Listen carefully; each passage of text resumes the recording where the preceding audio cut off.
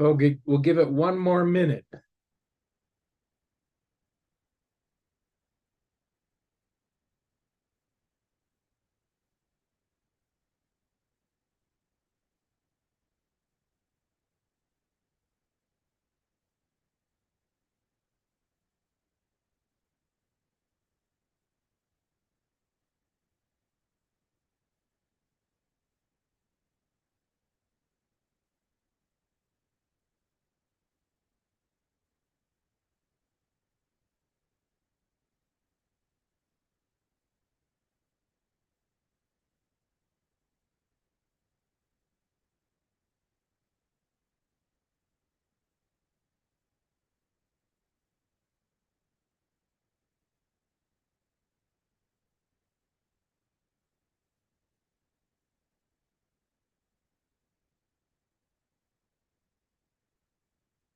Okay, might as well get started. I don't think there's any particular rush this morning. We're all scheduled for within the time limit. So anyway, I'm Vince Rogalski and I'm chairman of the STAC, and I'm also chairman of the Gunnison Valley Transportation Planning Region. And so we'll begin with introductions. I got a new list, and so they may be out of different order than what we're used to. Anyway, Central Front Range. Dick Elsner is here, and I believe Dwayne McFall is here. Okay, thank you. Eastern. Yeah, Gary Beatty here. Morning. Morning. Grand Valley. Vince, Dina Bursig with Grand Valley MPO, and Rachel's also present. Good. Dr. Cog. Good morning, Nicholas Williams, Dr. Cog Region. Ron Papsdorf, Dr. Cog staff. Okay, I introduced myself. Is there anybody else from Gunnison Valley? Yes, sir. Roger Rash, Montrose County Commissioner. Morning, Roger. Good morning. Intermountain. Brian Pettit's here. Okay, North Front Range.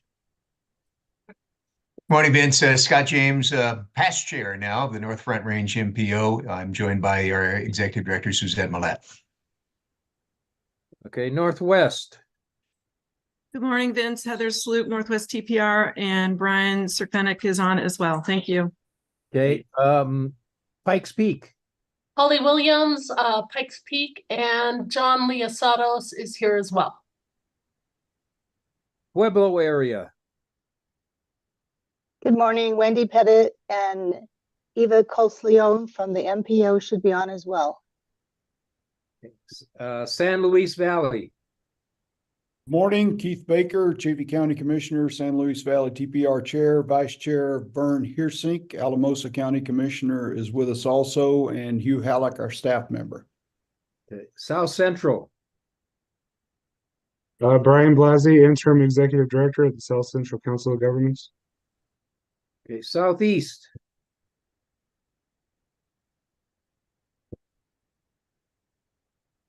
Southeast. Southern Ute Indian Tribe.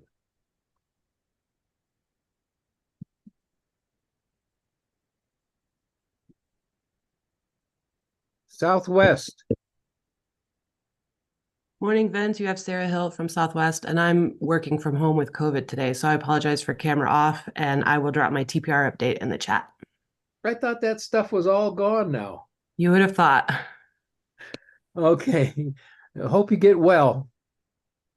Upper Front Range. Morning, Vince. Kevin Roswell, County Commissioner here on behalf of Morgan County Commissioner John Becker. Okay. Ute Mountain Tribe.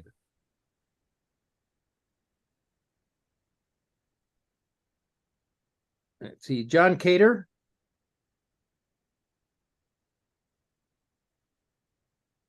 No. Okay, Emma. Good morning, Emma Belmont with the Federal Transit Administration. Thanks. Good morning. Did I miss anybody? Julia Weislow, also with the Federal Transit Administration.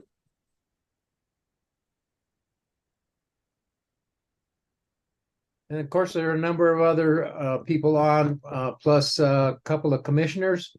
And so welcome. We'll begin our meeting with the approval of the minutes for November. Is there a motion to approve? This is Dick Elsner, so moved. Second, Kevin Ross. Okay. You second, Kevin? Yep. Okay. So it's been moved and seconded. Are there any corrections or additions?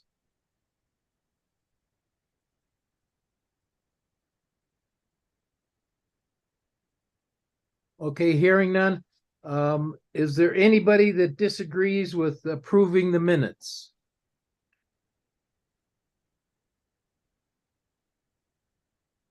Okay, they will consider them approved.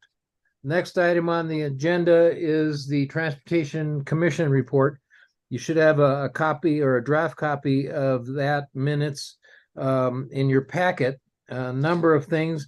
There are a number of people who called in and had public input, and a lot of them were disagreeing with the fees for the broadband. And so that's going to come up a little more as we move along later in the year. Transportation Commission meeting was right away. We only had one basic item with the workshop, and that was Bridge and Tunnel Enterprise and their 10-year plan, and they went over a number of different things that they're working on. What's part of your plan, or excuse me, your report is the reports of all the commissioners and what they were been active in, but also we had a legislative report, and there's a list in your packet there as part of the minutes that talks about or just mentions the title of various legislation that both are proposed by the LRTC and also by CDOT has an agenda for legislative session 2, and there's a list there for you. And so you can look at those and see if you have any questions or you want to do any reports later. Also, this is the time that they did awards for various initiatives. And so the list or those who approved in terms of the winners and runners up are also part of that packet. Is there any questions that anybody has? I really appreciate having the minutes from the meeting because it makes my report pretty short, and it also confirms the things that I heard at the meeting also. So it was a short meeting from 1 to 5, one day because it was the holiday season, and they have a meeting in a couple of weeks. And so I'll report on that next month. Moving on, TPR reports, Central Front Range.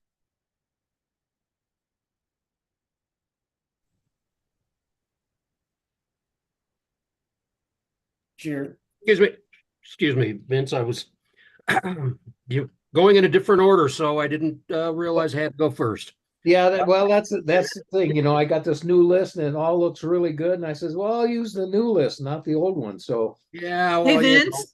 Yes. Hey, Vince. Hello. Vince, Darius has his hand raised. He might want to say something real quick. Yes, Vince, I think we missed one item on the agenda, which was the update from CDOT, from Herman. Oh, yes. I see. Yeah, okay. Well, hold your reports. And we'll go to Herman. I was happy to just let it slide. Yeah. But I'll share with you a couple things. I mean, December's been a pretty quiet month, weather-wise and kind of policy-wise for CDOT. It makes it hard to believe that the legislative session starts in 6 days. That seems crazy after a fairly quiet couple of weeks. Vince mentioned that the Transportation Commission again took up the fees for utilizing our right-of-way to lay fiber. They did approve those what we believe are very modest fees. We'll see what happens in the legislative session, but that was a requirement that we had that we were behind on, both by executive order and statute. We needed to have those fees in place a while ago. So it's good to have those in place, and we think that they're pretty modest. We've also workshopped over the last few months, and Vince also mentioned this, the Bridge and Tunnel Enterprise, because we're looking at doing some bonding in the next couple months with the Bridge and Tunnel Enterprise. We have a couple of big projects like Floyd Hill 270 that will be utilizing a lot of bridge and tunnel revenue, more than the revenue that's coming in. So in order to fill that gap, we're looking at doing a bonding program to make sure that we have those funds available when construction needs them. So that's, I think, a big deal that we've been working on. Coming up this month with the commission, we have another 1601 interchange request. This one's in Weld County on I-76. So we're looking to workshop that this month, and then hopefully have action on it at the commission next month. So looking forward to that. And then we have a couple overviews. The Transportation Asset Management Program is going to give an overview for commissioners. And then we have our first hint of the commission taking on the statewide plan. That's going to be a big deal this year. And they'll have an overview of transportation planning. That'll be the kind of set the stage for things like program distribution and PD 14, the goals that the commission has for our system. They'll all be coming up over the next few months. So we're looking forward to that. And then the only other thing I would mention is we will be asking the commission to open the planning rules.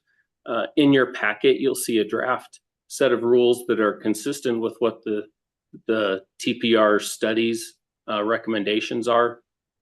Both we have the draft rules and a kind of a side-by-side of here's what the recommendations were in the report, and here's how we're trying to translate that into rulemaking. We hope to open the rules on the 18th when the commission meets. I'll file the rulemaking with the Secretary of State before the end of January in order to have a rulemaking hearing or a couple of those probably in the first couple weeks of March. And then the only other thing I would say about the planning rules is we're planning to just open the two sections, Section 2 and Section 3, that deal with TPRs and STAC. And then also, and this wasn't in your packet, this state statute has a new definition of disproportionately impacted communities. That doesn't come into play in the two planning sections of the rule. It does come into play in the GHG sections.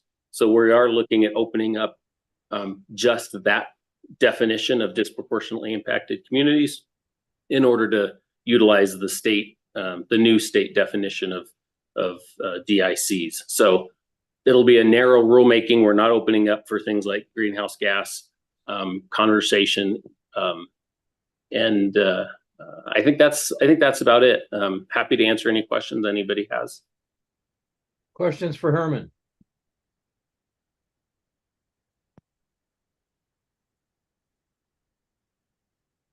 Okay, thanks. Okay, thanks, Herman. So now we'll move on to TPR reports, MPO reports. And so let's go with Central Front Range. Thank you, Vince. I'm ready this time. I'm more awake. There's not a lot going on up in the mountains. It's cold and well, we don't have much snow. We really could use some snow. Our next TPR meeting is this coming Monday, so we'll have more for the next meeting. I'm absolutely amazed that a contractor can work through the winter in Fairplay, because they got a little bit behind and they have been digging holes and pouring concrete. So it's kind of interesting, but then we don't have any snow to get in their way. That's about all I've got. Okay, Eastern.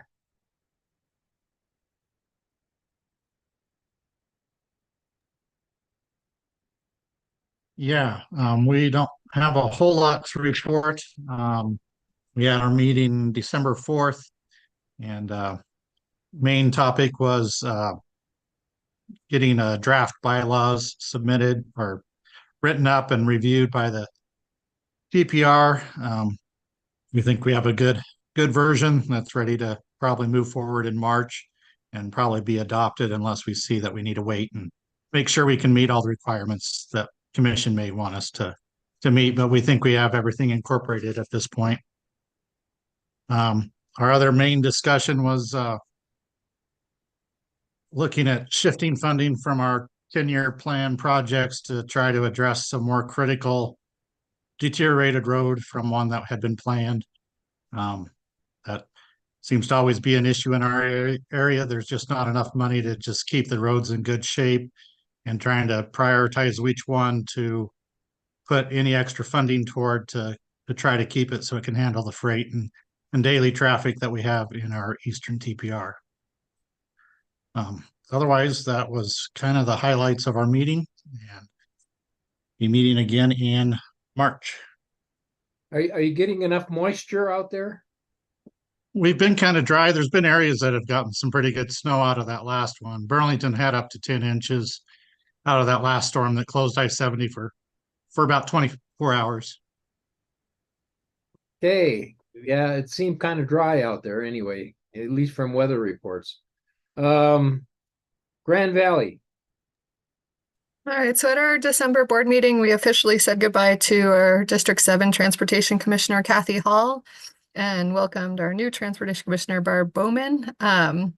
Just a fun fact, Kathy Hall actually helped start our Grand Valley Transit system 20 years ago, so she's definitely made an impact in our area in transportation, and she will be missed. We're excited to also work with Barb Bowman. We also adopted an amendment to our UPWP and TIP and our PTAS, which is our safety action plan for the transit system. And we had a number of updates on our maintenance facility design. We're at 60% of that design. Buses are actually kind of coming in, buses that we ordered, I don't know, a year and a half ago. So there is some movement, I think, in that realm of bus orders and production of buses. And we also are moving nicely on our travel demand model update and our safe streets and roads for all action plan. So give an update to our board and moving forward with all of those. Well, that's it. Thank you. Okay, thank you. Dr. Cog.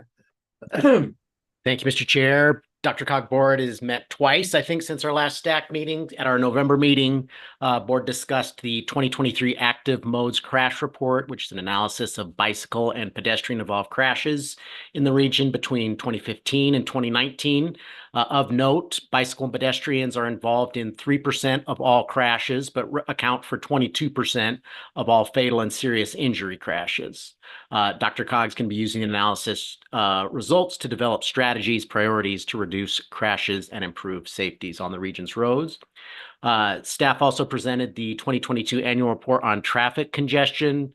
I think probably similar to most folks here, still feeling the impacts of COVID. Total VMT remains below pre-COVID levels, but various corridors have been affected differently. We continue to see differences in time of day travel, notably less morning peak, more midday travel.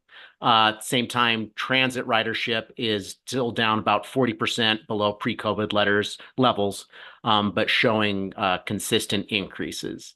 Another notable finding, 22% of the freeway congestion in the region occurs on just 3% of the freeway system. So that for us, that would be I-25 from University to I-70 and I-270 from I-25 to I-70. And then finally, board met in December, adopted an updated regional travel demand management strategic plan. It's partners with a framework for TDM strategies and actions to expand travel choices, reduce congestion, improve air quality, and also guides the COG's TDM programs and investment. End of report. Thank you.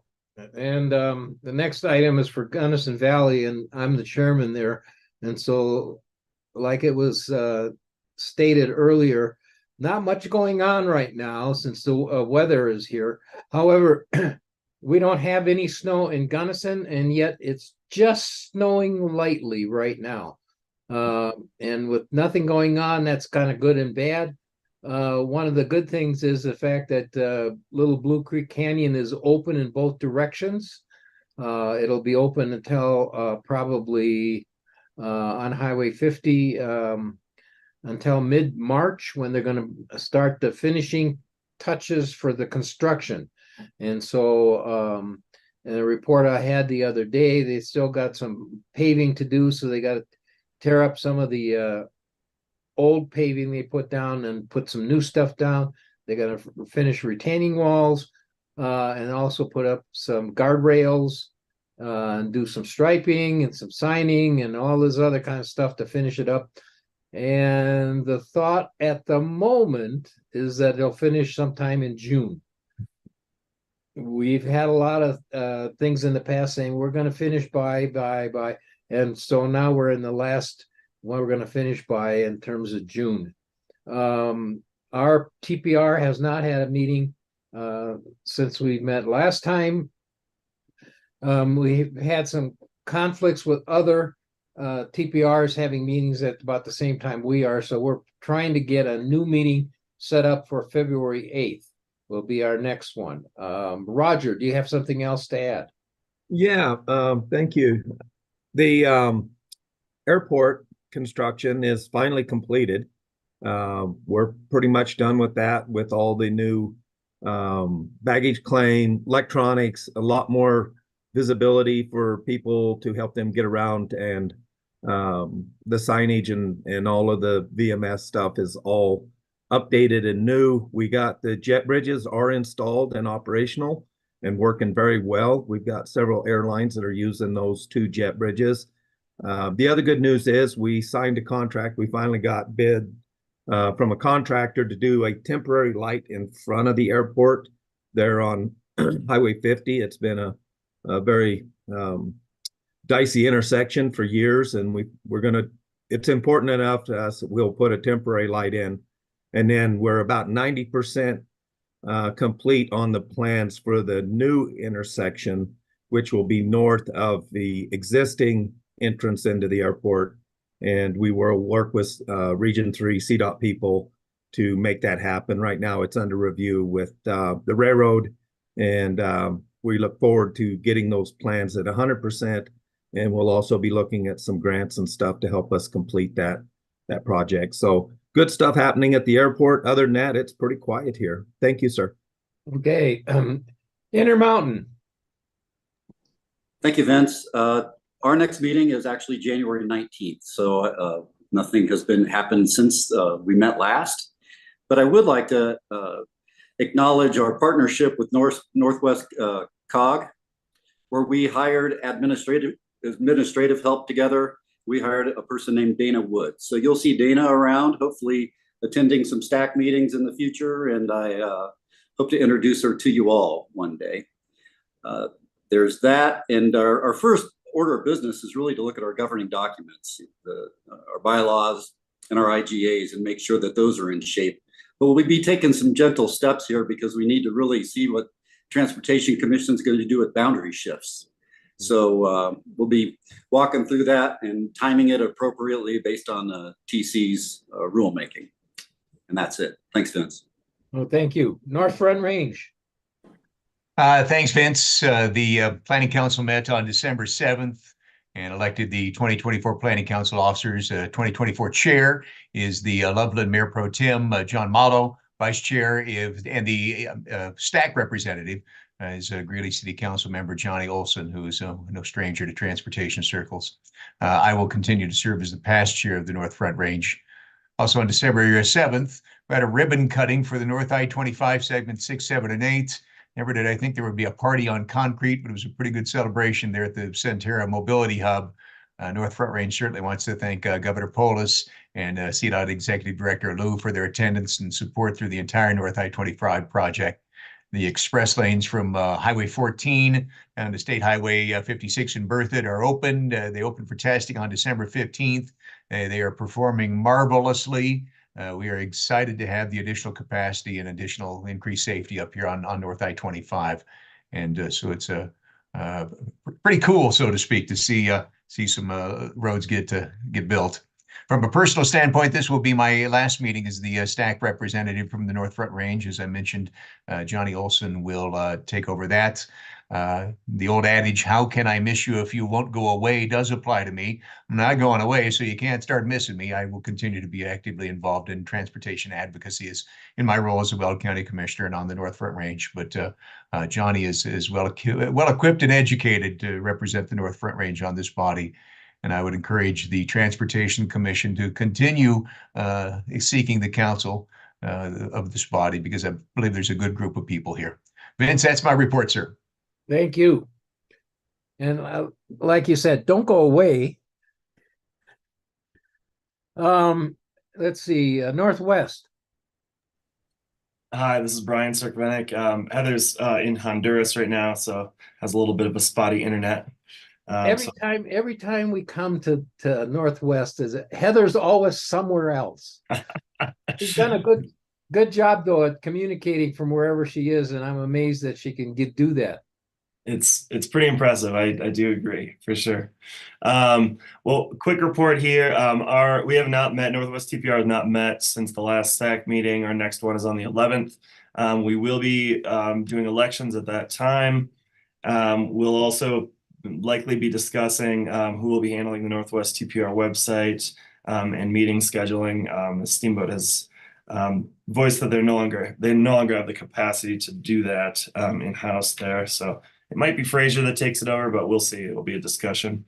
I did go to the Board of County Commissioners meeting on December 12th for Grand County. CDOT was there to discuss a handful of projects that we have going on. One is Red Dirt Hill. So that will commence phase 1 in 2025.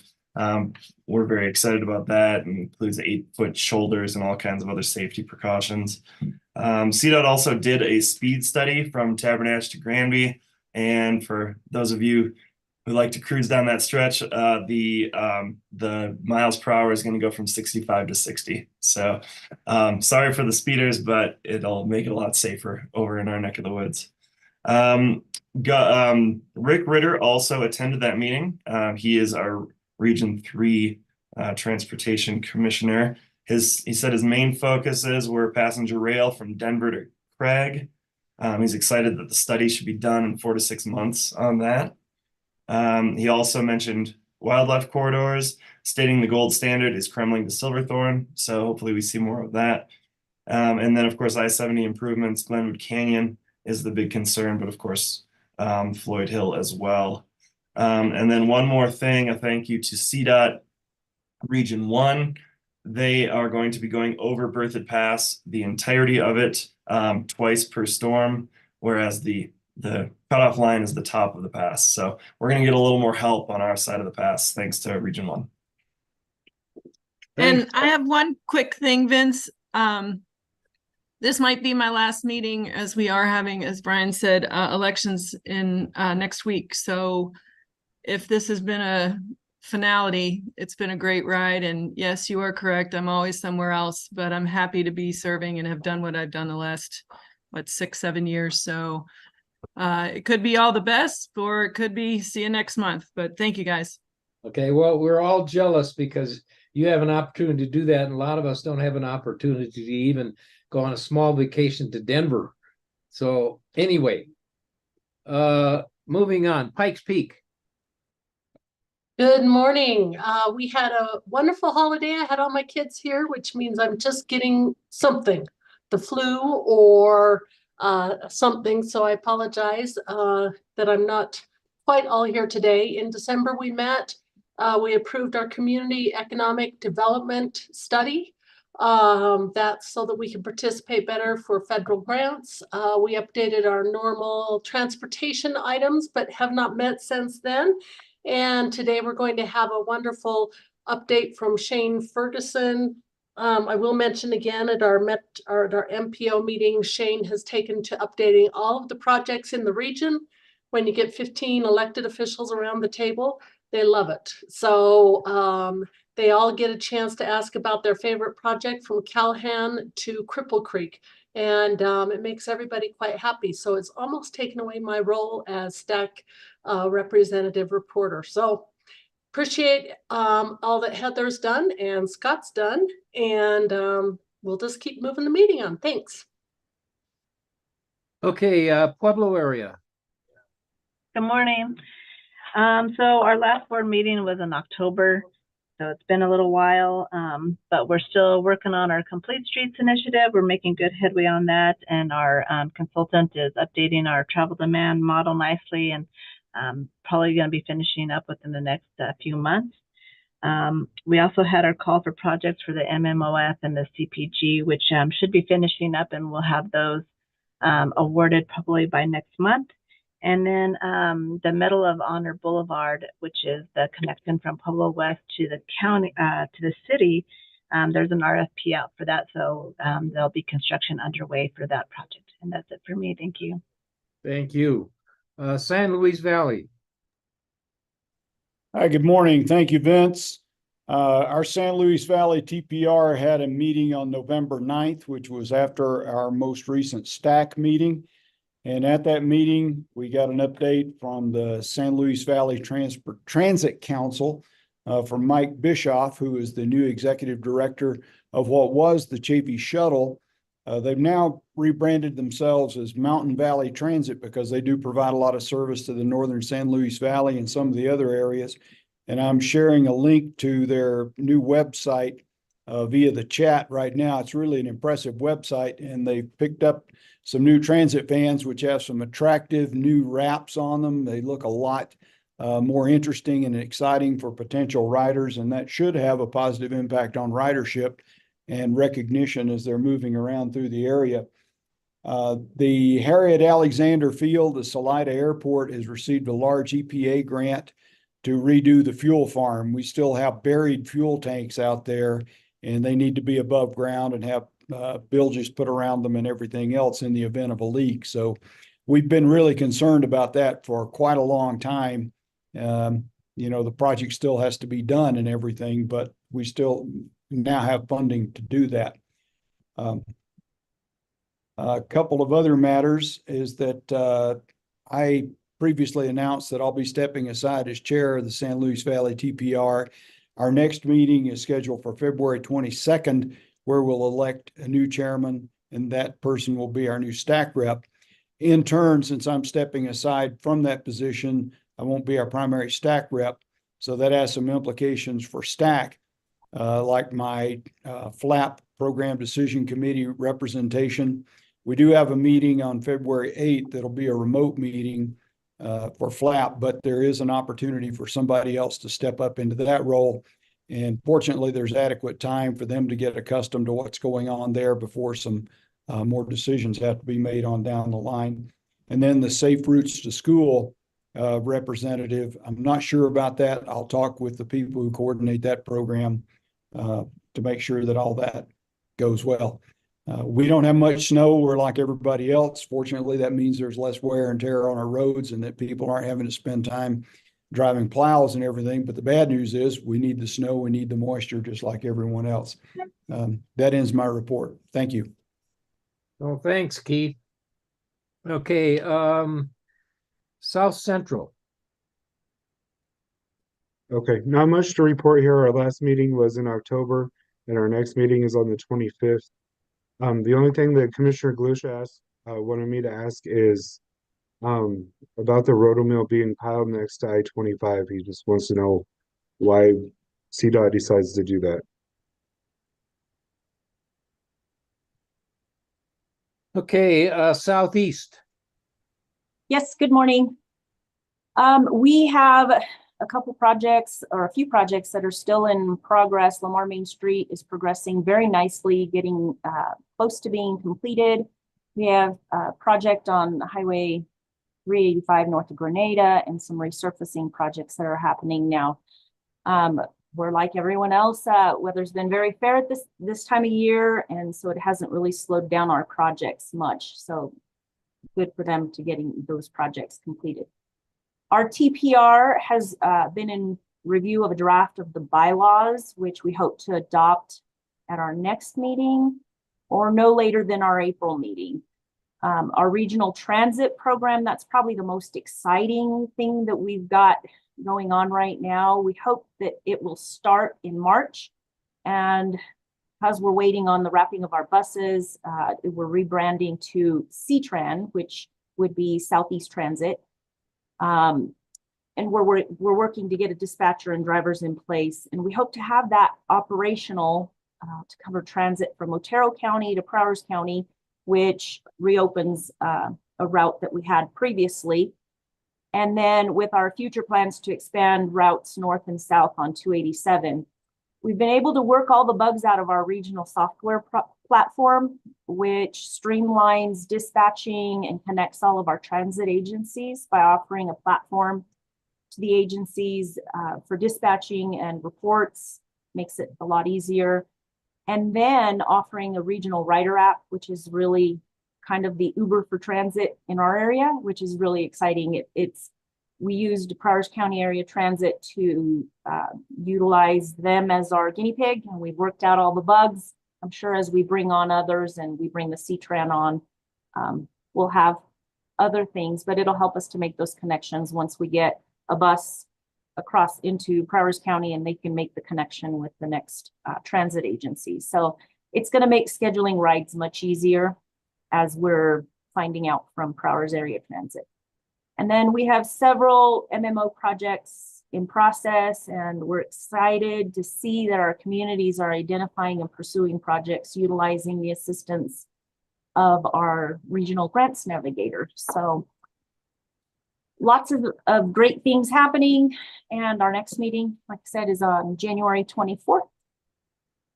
Thank you very much. That's all I have. Thank you. Southern Ute.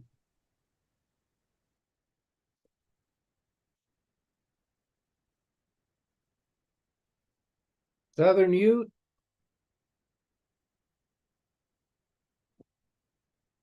Southwest.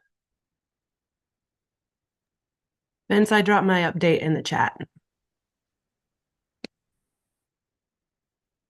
Okay. Thank you.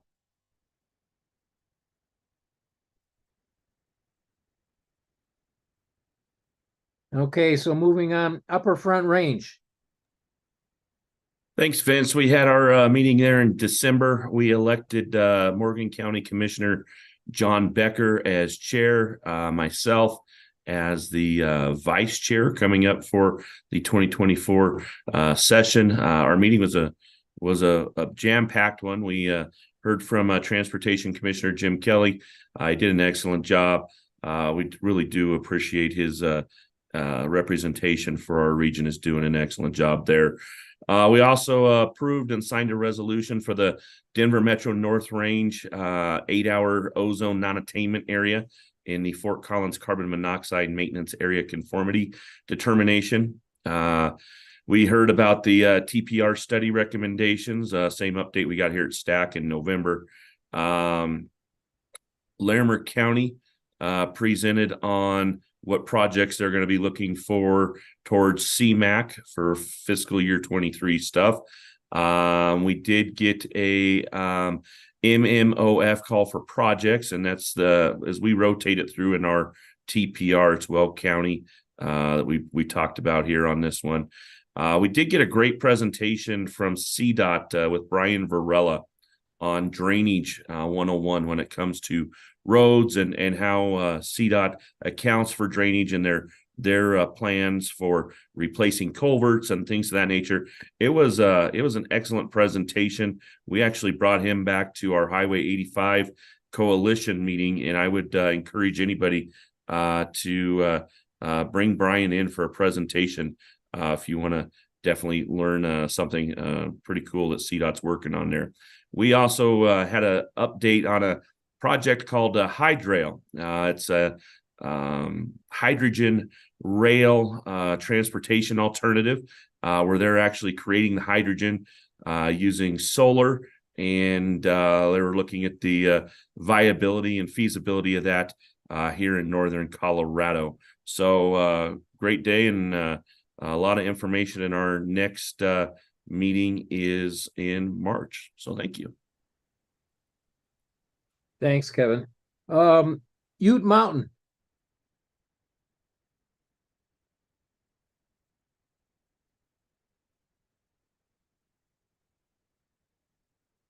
Ute Mountain. Okay, John Cater.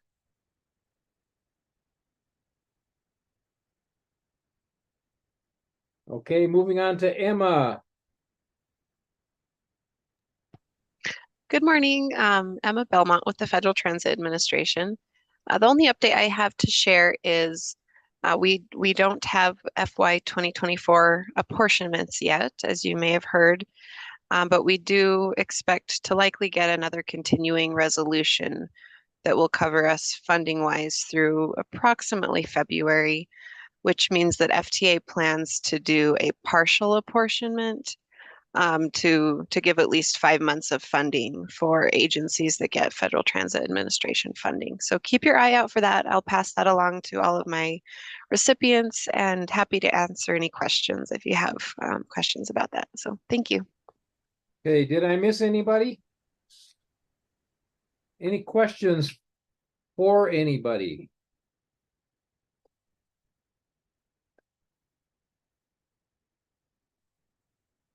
Okay, as Herman was said, legislature is about to begin in 6 days. And so we got a legislative report. Perfect. I will hop in first and then pass it to Jamie for the federal updates. Yes, session is starting on the 10th, so kicking off next week. There has been some bill drafts that have already reached our desk that we are expecting to get introduced pretty early on. I'm sure there'll be lots of other surprises too. What I mentioned in our update to the Transportation Commission is anecdotally, I do see it being a pretty heavy transportation year. It seems like a lot of the new legislators have really taken a strong interest in transportation. So I'm expecting to see a lot of transportation-focused legislation coming our way.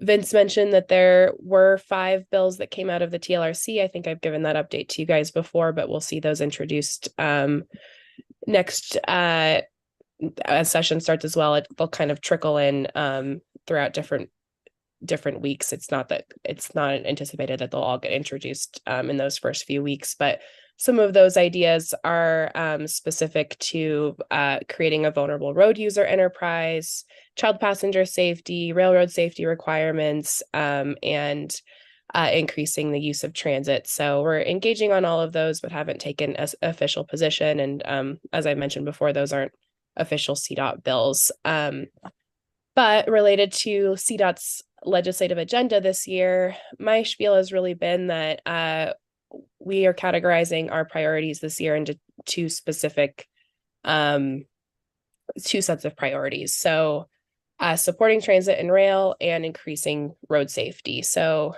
as far as road safety goes, we are supporting a bill to reduce distracted driving, and implement a hands-free law for drivers in Colorado.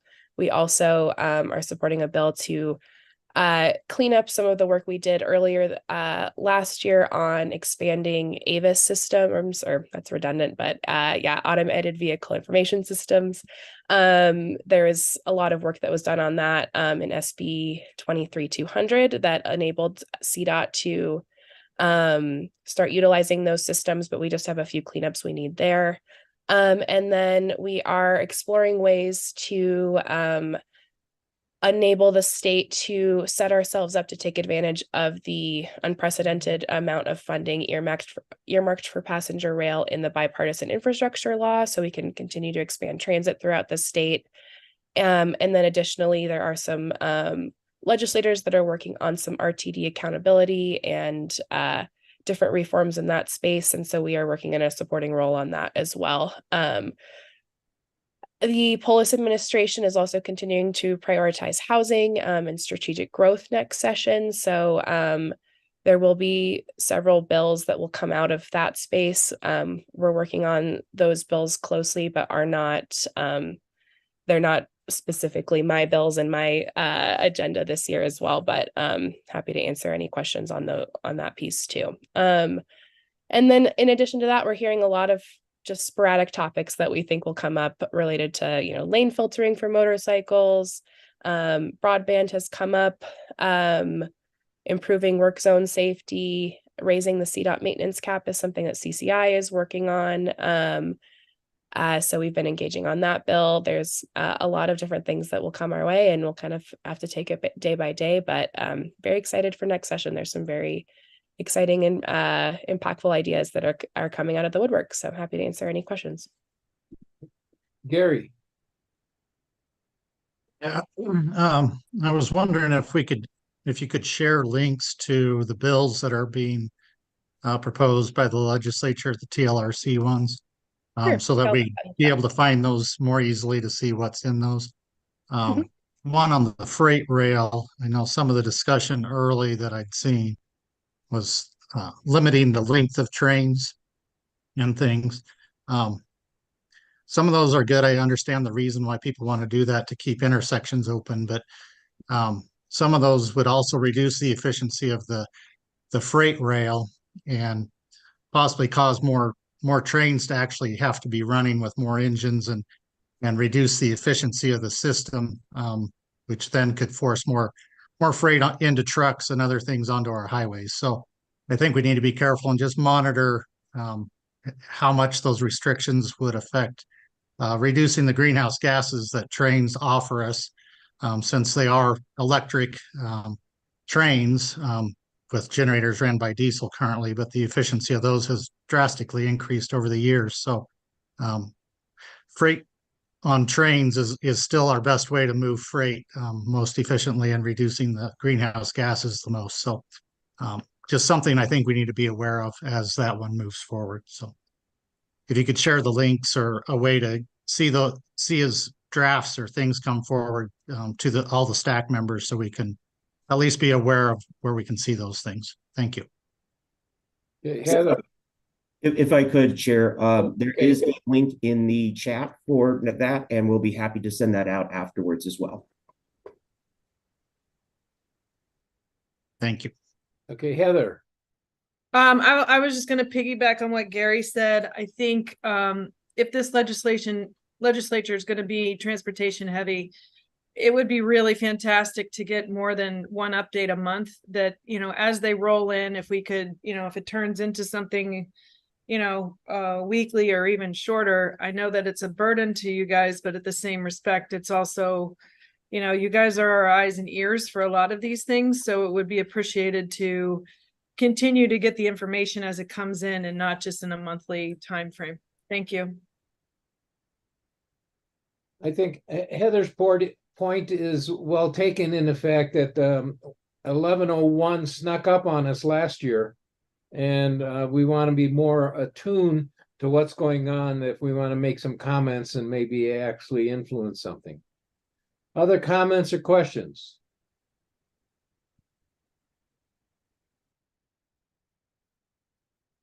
No, we're a little ahead of schedule. So we'll take a 10-minute. What about Jamie? Is Jamie going to give us something? Jamie, are you on? I am here. Oh. I appreciate that you guys encourage me. So quick federal update, and then I will let you in on what today's day is. We are facing a potential government shutdown again. I'm just going to start repeating that every month. In December, there was a 2-tier budget accounting trigger that happened, and part of the government they need to pass a full budget by January 19th for part of the government, including DOT. Should they not pass either a continuing resolution or a budget, it's 4 out of the 12 agencies will shut down, including DOT. The rest of them are require a budget by February 2nd. So right now they are working on those first 4. They're trying to figure out if they're going to do a large omnibus, and it's general chaos. I don't know what is going on up there, but they are working up against a government shutdown for part of the government for January 19th. A lot of the legislators are saying they anticipate a continuing resolution. As part of the budget talks, the three things that have come up as real issues are what is happening at the US-Mexico border, Ukraine funding, as well as funding for the conflict in the Middle East. So there's a lot going on there. And then before the end of the year, Biden did sign a reauthorization for the FAA through March 8th. So a continuing resolution, not a reauthorization, excuse me. So FAA is through March 8th. So lot of unknowns, except that we're having trouble passing a budget. So let me know if you have any questions about that, but I think it will continue to be interesting to watch. So today's day, you guys, I have been waiting for this the whole time I've been giving presentations to you. It is National Trivia Day.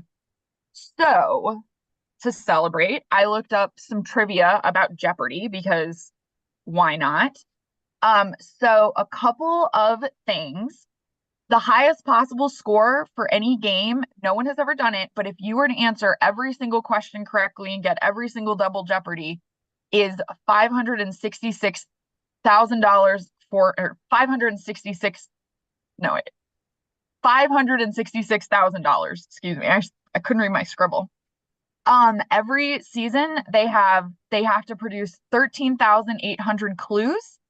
There's a fan database that has collected every single clue ever given, and it has almost 500,000 clues in it.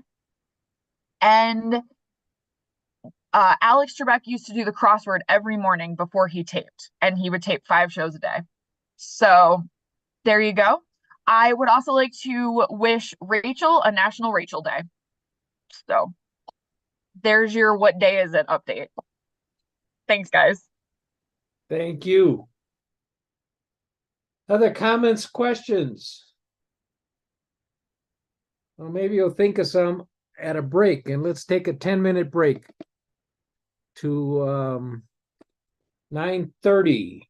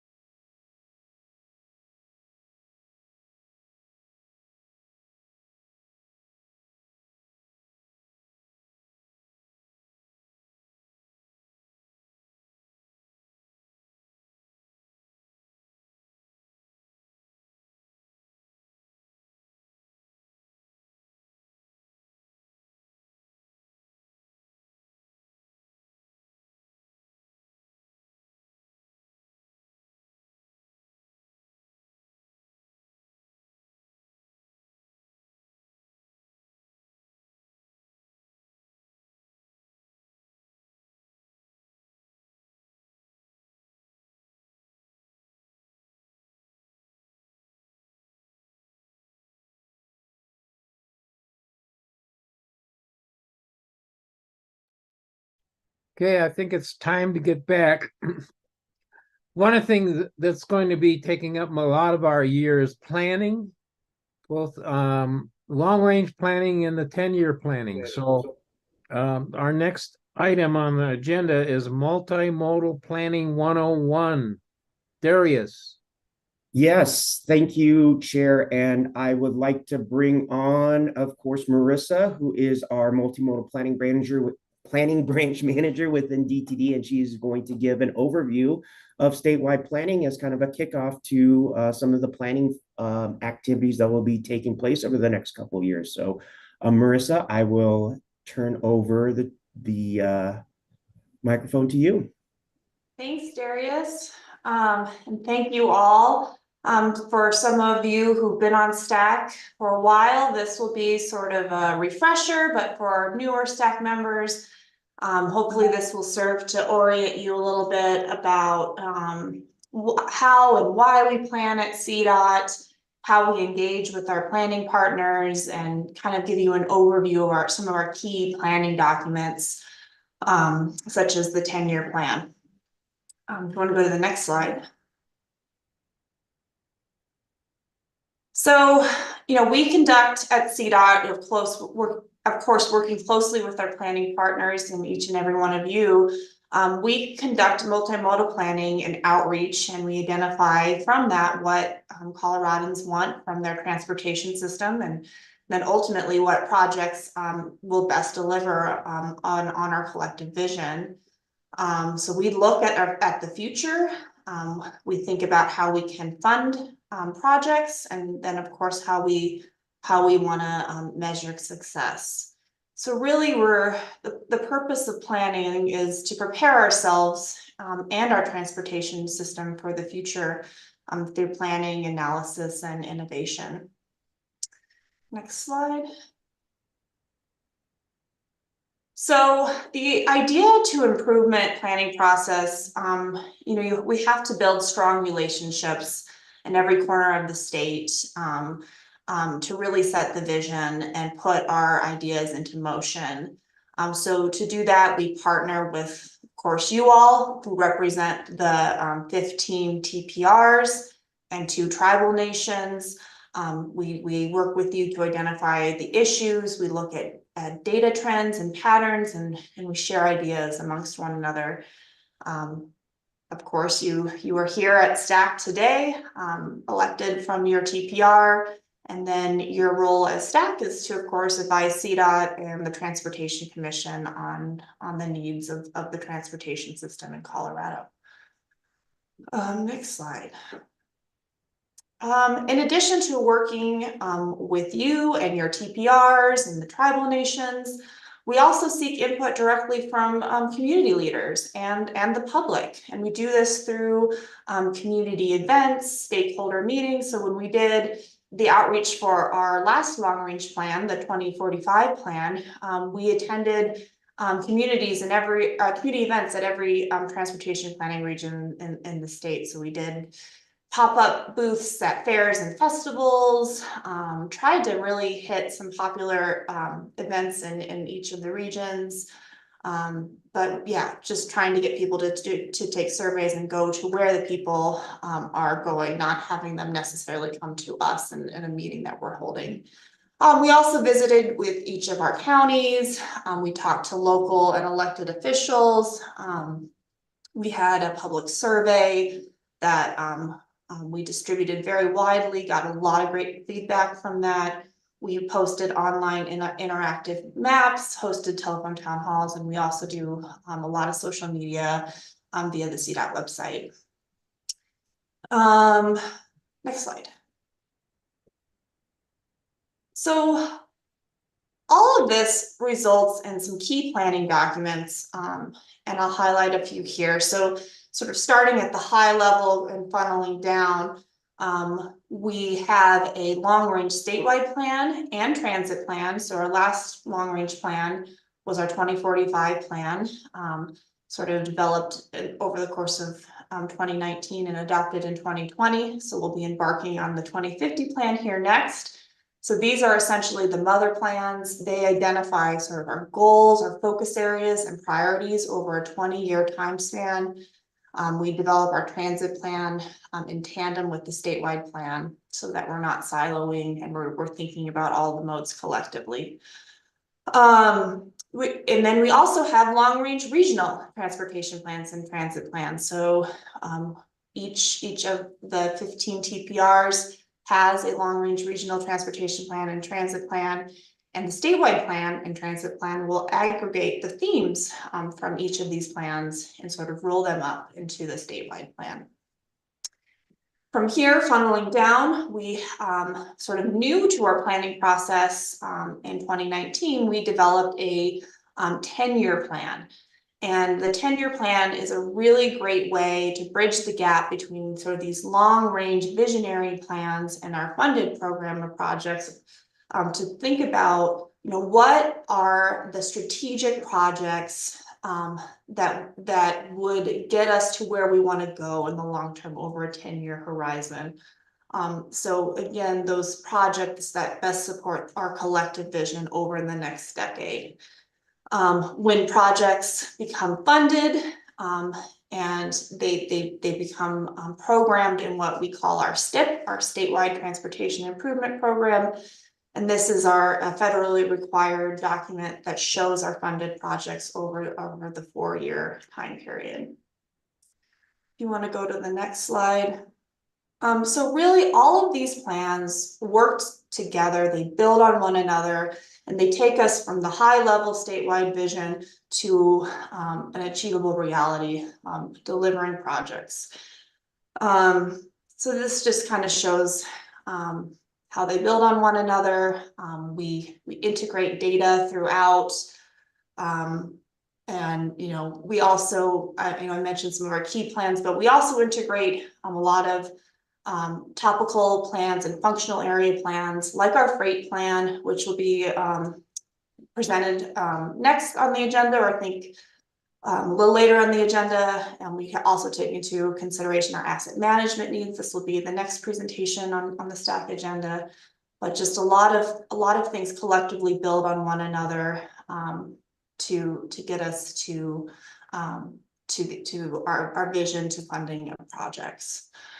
If you want to go to the next slide. So central to delivering a vision and delivering projects is we have some key documents that help us achieve performance-based planning. So our Transportation Commission, sets policy for the department and establishes a framework for transportation planning. And this is through something called Policy Directive 14. So you'll probably be hearing a lot more about PD 14 over the next few months as the commission. First, this is sort of one of the first steps in our planning process, is looking at our performance objectives so that we can, measure how we want to set the goal areas for safety, asset management, and mobility. And so these will inform the implementation of our long-range transportation plan and then our 10-year plan, just to ensure that our transportation investments and our visions are going to get us, to where we want to be in our, based on performance. So PD 14 aligns with the goals and concepts from our department's widely important goals. You might have heard of these described. We also refer to these as the WIGs, the Transportation Commission Guiding Principles, Governor's Key Priorities, and then of course our federal performance objectives, which are required under the IIJA.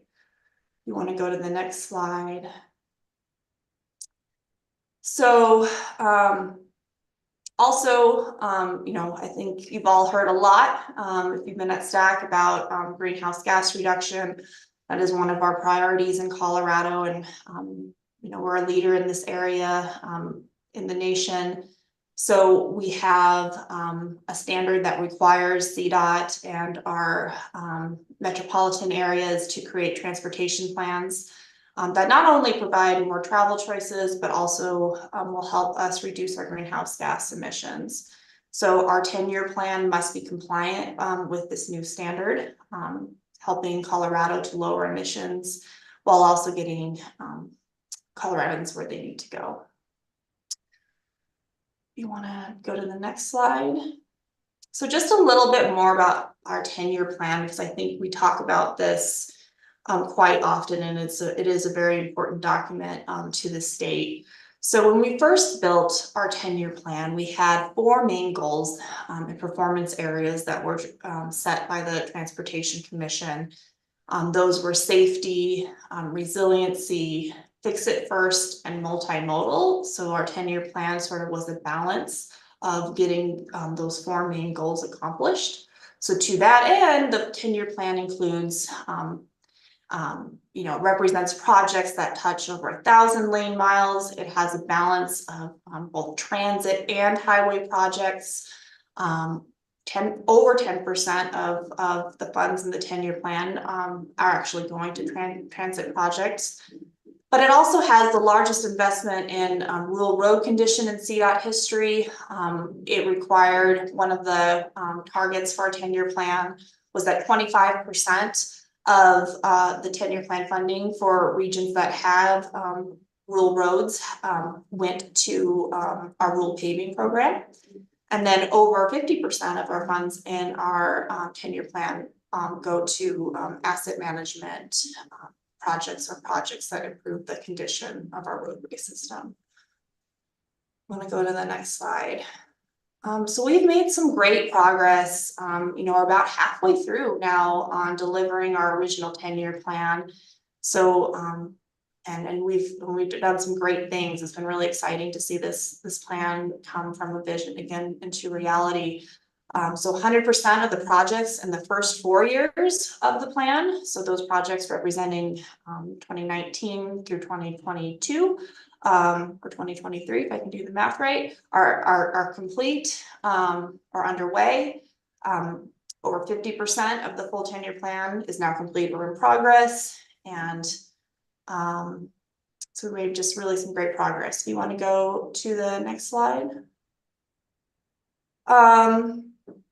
So this is just to orient you or reorient you with the 10-year plan project tables. Also, people refer to these as our colorful tables. There's tables for each region of the state. They're organized by highway, transit, or rural paving projects. It tells you some great details at a high level about how much a project is planned to cost in total. The strategic funding that will be given to the project. Strategic funding is sort of that funding that has been provided to us by the legislature. So through like Senate bill funding, Senate Bill 1, Senate Bill 267, and Senate Bill 260, but also now includes funding from other strategic sources of revenue that have become available, such as like incremental funding from the IIJA and things like that. The table also includes project status. It shows where if the project has been completed, if it's under construction, or if it's set to go to construction within the next year. You want to go to the next slide? So we also have fact sheets, and I'll talk about these in a little bit, but the 10-year plan is divided into the funding years. We plan in sort of 4-year periods to give us flexibility to move projects forward or advance projects when they're ready, and also just align funding. It's easier to know what funding we're going to reasonably get over a 4-year time period. So that's why we sort of bracket the plan into 4-year chunks at a time. So the first funded period was 19 through 22. About 2 years ago, we went through a planning process to prioritize projects to be funded in fiscal years 23 to 26. That's sort of the period that we're in now in delivering projects from the 10-year plan. And then we have projects that remain planned for the out years, projects that we plan to hopefully deliver in fiscal years 27 beyond. This will be sort of the focus when we update our next 10-year plan, is to prioritize projects in this time frame to create sort of a new 10-year horizon. Fact sheets, we've developed fact sheets for each and every one. I think there's about 200 projects in total in the 10-year plan. So this was a big undertaking, but I think they're really great sources of information. They're designed to be very user-friendly, be able to be understood by the public at large, tells you what the project is, what the benefits of the projects are, and how we're funding them. We are updating these fact sheets right now to be in alignment with all the great progress we've made over the last 4 years. But just encourage you, if you ever want to see the projects happening in your area or have something to give that explains some of the projects in the 10-year plan. These fact sheets are really a great source of information. Next slide. So where is this information available? It is available on the planning page of our STAC website. This includes just a wealth of information. Encourage everyone, especially our newer STAC members, to take a look at this website. It has the 10-year plan. We also have a story map that has, I know some people like the information in the table, but if you're more like me personally and like to see all this on a map, we have a map that shows you where each of these projects is. And if you click on the map, it will take you to that fact sheet. So, so a great story map. Take a look at that. We also have links to all of the regional transportation plans and transit plans for each of the TPRs and MPOs. We post our annual accomplishment reports here. We also have progress reports, and we also have an accountability dashboard. There was recent legislation that required us to do some accountability and transparency reporting on the 10-year plan as it advances. So we've created an accountability dashboard that shows you even more information about how these projects are being funded, such as not only the strategic funding going into projects, but the other sources of funding that we're leveraging to deliver on the projects in the 10-year plan. And that is my contact information at the bottom. With that, I will turn it over for questions. Gary. Yeah, mine's kind of on the public outreach and things. In the rules that were sent out in the packet, public outreach or public participation, there's a reasonable public review and comment section 4.02.5.6. And part of that talks about having 30-day comment periods that become part of the record and things. This ties in a little bit to our freight plan that hasn't really had a lot of that public outreach to the TPRs where we actually got to see the data and participate in the surveys in a real meaningful way to understand what was being put into the plan and how it was being written. And I just want to make sure that as we move along with our long range plan, which needs to consider the freight and transit and all the other transportation modes throughout our communities, that we have those opportunities, and especially for surveys that are put out, making sure those surveys are done in a way that can solicit some of the nuances throughout the communities and priority differences. Just saw a survey put out for the freight, transit, and rail study. Have kind of some concerns about the way it was put together. It's difficult for people to differentiate or really prioritize through that survey between freight and commuter rail, between small communities, and then your high-speed rail for the Front Range. They're all kind of lumped together in kind of odd ways in the way the questions are even put together. So I guess I'd ask as we move forward with the planning process that any surveys put out, maybe as we set up a committee of STAC and even the commission possibly to look at making sure that the data that we're collecting and the way we're asking questions can get us a better true feel of how people feel about something, and make sure we're not over leading or the way we're structuring surveys to just kind of get a certain answer out of that survey, but actually truly getting a feel of what the people support, what their concerns are on a broader perspective. So I don't know how to move forward with that. I know normally we've kind of had some working groups and things through STAC,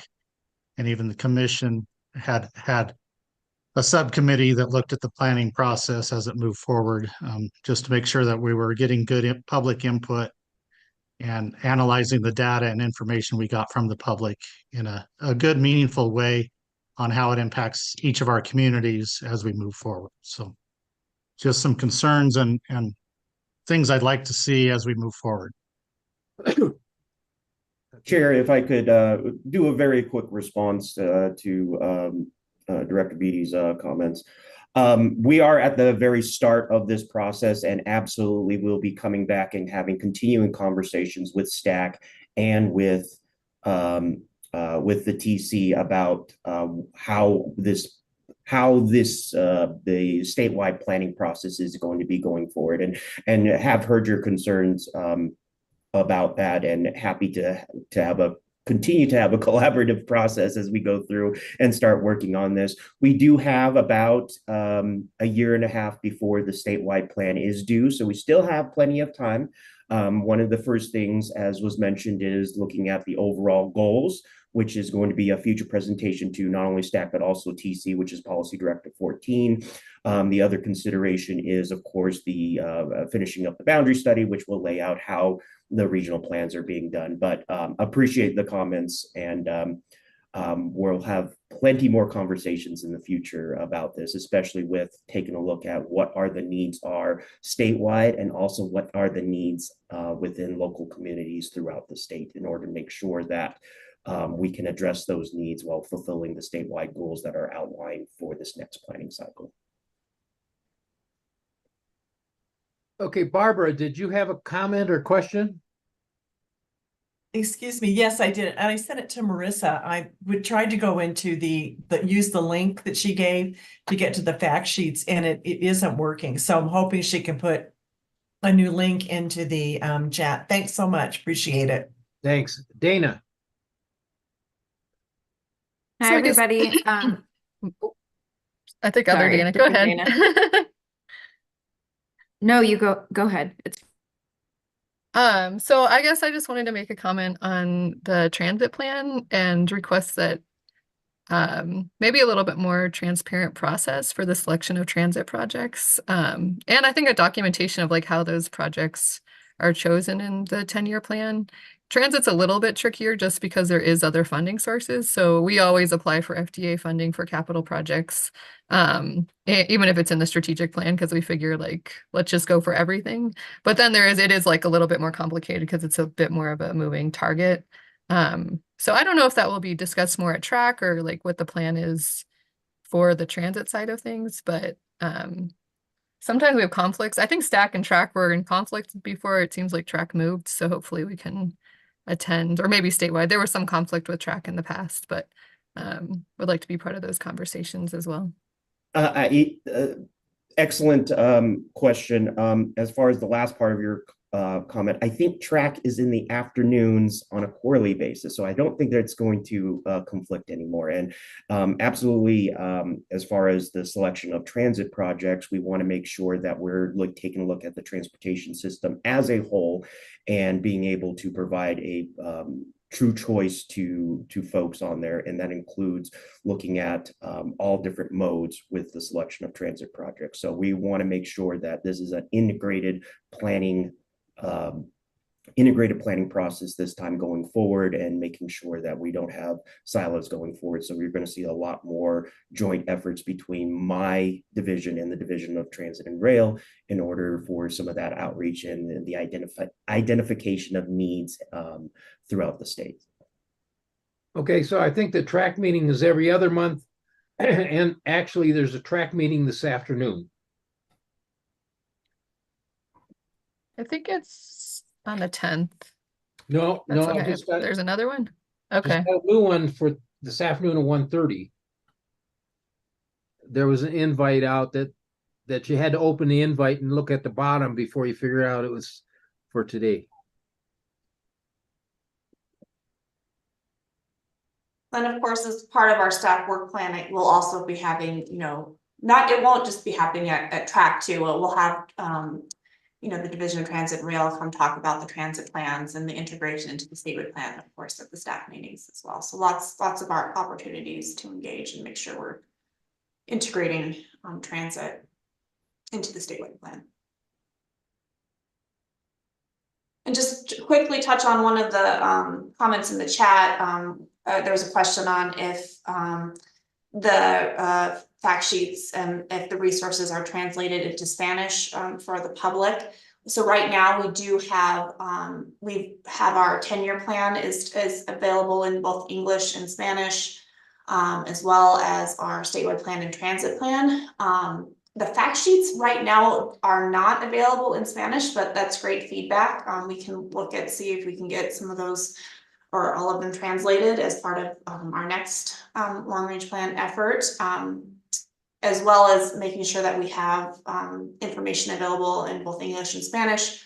One of our big initiatives too, and which you might have heard about, is there's now requirements to make all of our documents on our website fully accessible from a ADA standpoint. So making sure that the color choices, how graphics are presented, things like that are available for the visually impaired. So we are also updating all of our documents to be accessible from those standpoints as well.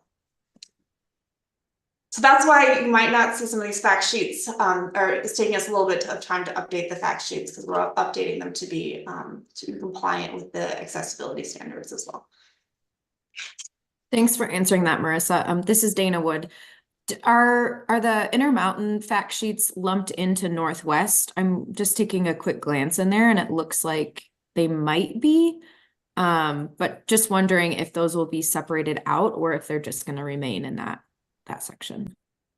So the tables are organized really by CDOT region. So so Northwest represents CDOT region 3. So yes, that does include Intermountain and like the Northwest TPR. We try to come up with ways to describe the state that people who weren't knowledgeable about how the CDOT arbitrarily draws our boundaries would understand what areas of the state we're referring to. So if you're looking at the tables, Intermountain as well as all the TPRs in Region 3 would be considered Northwest. Other comments or questions?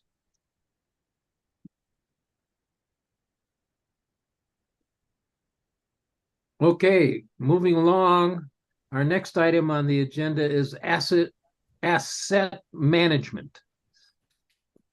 I think that's me again, Chair. And it is. I would like to turn it over to the experts again, William Johnson, who is the DTD Performance and Asset Management Branch Manager, and Toby Manthey, the Asset Management Program Manager in DTD. So I'll turn it over to them to give the presentation. Thank you, and good morning, STAC members. I'm Toby Manthey, CDOT's Asset Management Program Manager. With me, as Darius said, is William Johnson, who manages the branch where our program lives. We're happy to be here today to provide a quick overview of how asset management works at CDOT. Next slide, please. So first off, what do we mean by asset management at CDOT? We're not talking about building new roads or bridges where there's nothing today. We're not expanding the transportation network through this program. What we are talking about is looking at the existing transportation system, so roads and bridges that are already out there. And what we do then is we fund the most cost-effective mix of replacements, rehabs, and even preventative work like sealing bridge decks. The idea here is that we're doing the right things, particularly based on data, to extend the life of a bridge, for example, rather than just waiting for that structure to get bad and buying a very expensive brand new bridge. What we're trying to do is push a very limited budget as far as it can go. You can see it right, all the assets we're talking about, so pavement, bridges, and much more. Next slide, please. CDOT has maintained the formal asset management program since 2012. You can see it right, the full list of what we're dealing with: pavement, bridges, culverts, traffic signals, rest areas, and many more. Our program has certainly been the most consistent funding source that these asset types have received in the past decade. However, it's very important to say that we're not the only funding source or funding program for these assets. For example, CDOT's 10-year plan, which Marissa talked about, has been a huge part of the department's budget in the past few years. And that 10-year plan has funded various pavement, bridge, and other asset work. And that funding lies entirely outside of the TAM program. Next slide, please. The asset management program is overseen by CDOT's executive team, including the executive director, the chief engineer, the RTDs, and others. We also have a working committee of asset managers for each asset class. So we have a bridge manager, a pavement manager, and so on. And most of those folks are engineers. Finally, at the bottom of the slide, you can see that we have quarterly briefings that we typically give to CDOT's region personnel, members of our budget team, and others who may be interested. Next slide. We've had requirements for each asset class or type for many years now. You can now find those in the Transportation Commission's Policy Directive 1609. So the first requirement of asset management is that you need to know what you're managing. So each asset class must have a full inventory of the assets. Second, they need a performance measure to measure the health of individual assets as well as their overall network. They also need a performance target for the entire asset class. And finally, they need a model that can forecast future condition and that can recommend the right mix of replacements, rehabs, and so on. All of these required components are part of our annual asset management cycle that William is going to explain now. William? Next slide, please.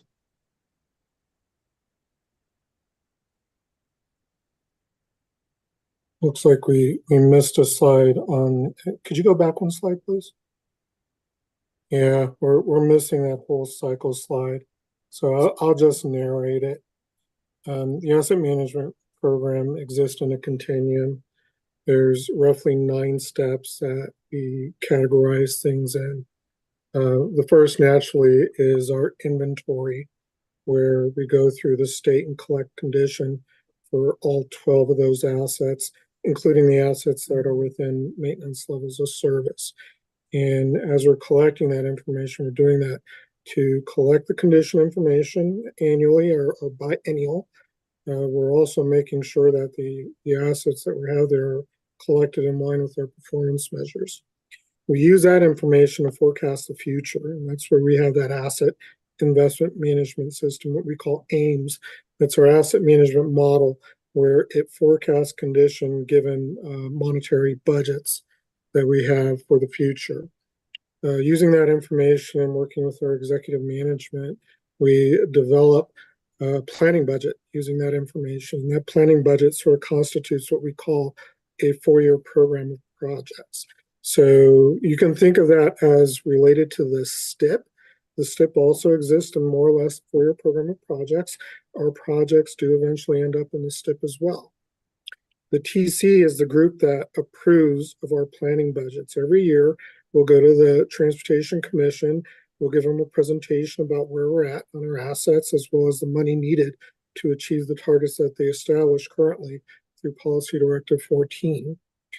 The TC also has the ability to change the targets on Policy Directive 14, which for us means that it does change the analysis. It looks at different levels of attaining it. Levels being how much money does it cost to attain different targets. Asset managers, once they get an approved planning budgets, their job is to go through and develop what we call a treatment list. I referred before to that 4-year program of projects. That treatment list does become the 4-year program of projects. The executive management team members have an opportunity, and this includes the region transportation directors. They have an opportunity to review and approve those lists. We have an approval process separately for the list. So think of the continuum being different stages of approvals. A stage where we approve sort of the performance measures and targets, a stage where we approve the planning budgets, a stage where we approve the treatment lists that come out of it. Regions are responsible for delivering those projects, which go back into where we start at our annual data collection. Could you go to the next slide, please? I mentioned the performance measures and targets within our current policy, Directive 14.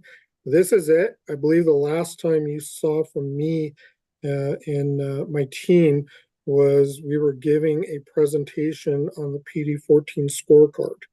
These are the asset management measures and targets in current condition that you would see in that scorecard. Sorry for the small type size on that. Long story short, we try to achieve these targets given the money constraints we have. We don't always do it, but we do get close. You could look at our top 2 pavement and bridge. We are achieving those targets as established within Policy Directive 14. Next slide, please. With this, you can see just the order of magnitude of budget we're working with. Roughly $803 million. And the bulk of that goes towards maintenance level of service, our pavement program, otherwise known as surface treatment, and then our bridge preventive maintenance program, as well as the bridge and tunnel enterprise program. All other assets within this pie make up a significant minority, $102 million. Some may ask, why do you have all these assets? Well, these are representative of what we believe is a healthy multimodal system. Next slide, please.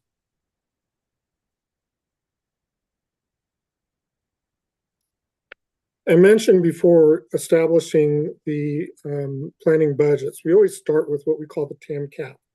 That is, we work with our partner division, accounting and finance, and we look at what revenue is available for us to spend on asset management. History does guide us on what that TAM cap would mean, but also we look at more contemporary stressors. One of the more recent stressors would be like inflation rate. And you could see that maintenance level of service over time in the next slide. It has increased over time to compensate for some of the inflationary stresses. Additionally, we'll look at those stresses as, over time we get a diminishing dollar. So if we're looking at like a nominal 2012 dollar when we started the asset management program, over time that dollar becomes worth less. Don't take that as worthless, but worth less. And in that, we do try to capture as much revenue as we can to achieve or align with achieving those targets. From there, our process includes coordinating staff. We'll go through and have a CDOT-wide meeting where we're presenting various information on the state of the assets, which will lead into a budget workshop that we have. When we do that budget workshop, although we have 12 asset classes, we're really only doing the budget setting for 11 asset classes. Maintenance level of service, while it's considered part of the formalized asset management program at CDOT, it really, the money decisions are made through the commission and as well as through our executive management team. And from there, it's developing the treatment list, as I said before. Again, we heavily rely on the regions using our asset management models to develop what those treatments are, and then heavily rely on the regions to actually deliver the treatments that we're funding. I want to say additionally, we do have some other requirements. One of them is a federal requirement for developing a transportation asset management plan. That transportation asset management plan really, the requirement is for pavement and bridges on interstates and NHS, but we have incorporated all 12 of our asset management programs within that TAMP. The link that I provided earlier for you in the chat gives you a direction to that. Also, with that provision that we have for an asset management plan, it's actually a risk-based asset management plan. CDOT also has a resilience program that's also under me. And within that, asset management is heavily integrated with resilience, or more so, resilience is a core part of what we do in asset management. Next slide, please. Apologies for the budget. We're trying to lean on transparency here. You can see this is the total history of asset management funding. And the lighter shade of green are budgets that were no longer in the fiscal year. The blue stuff is what we refer to as that planning budget. That's a correlation with that 4-year program of projects. And being so, it is 4 years. We're in FY24. We will soon be establishing budgets for FY 28, and I believe we'll be doing FY 29 as well. We do separate out in the bottom three lines there the different totals, and you could see how the total changes from year to year to reflect what I said. We really try to fund these asset management programs to achieve targets. You also see the total for the Bridge and Tunnel Enterprise broken out. The Bridge and Tunnel Enterprise, again, like MLOS, it is core to the asset management program, but their budgets are established through a different mechanism. And then you could see that bottom line there, the 366 in FY 24 to 370 in FY 27. That's really what the other asset management programs outside of MLS and the Bridge and Tunnel Enterprise are vying for. Next slide, please.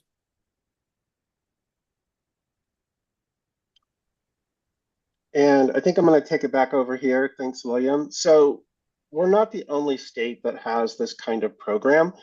In fact, every state transportation department is required by federal statute to produce an asset management plan every 4 years. William sent you the link to our plan.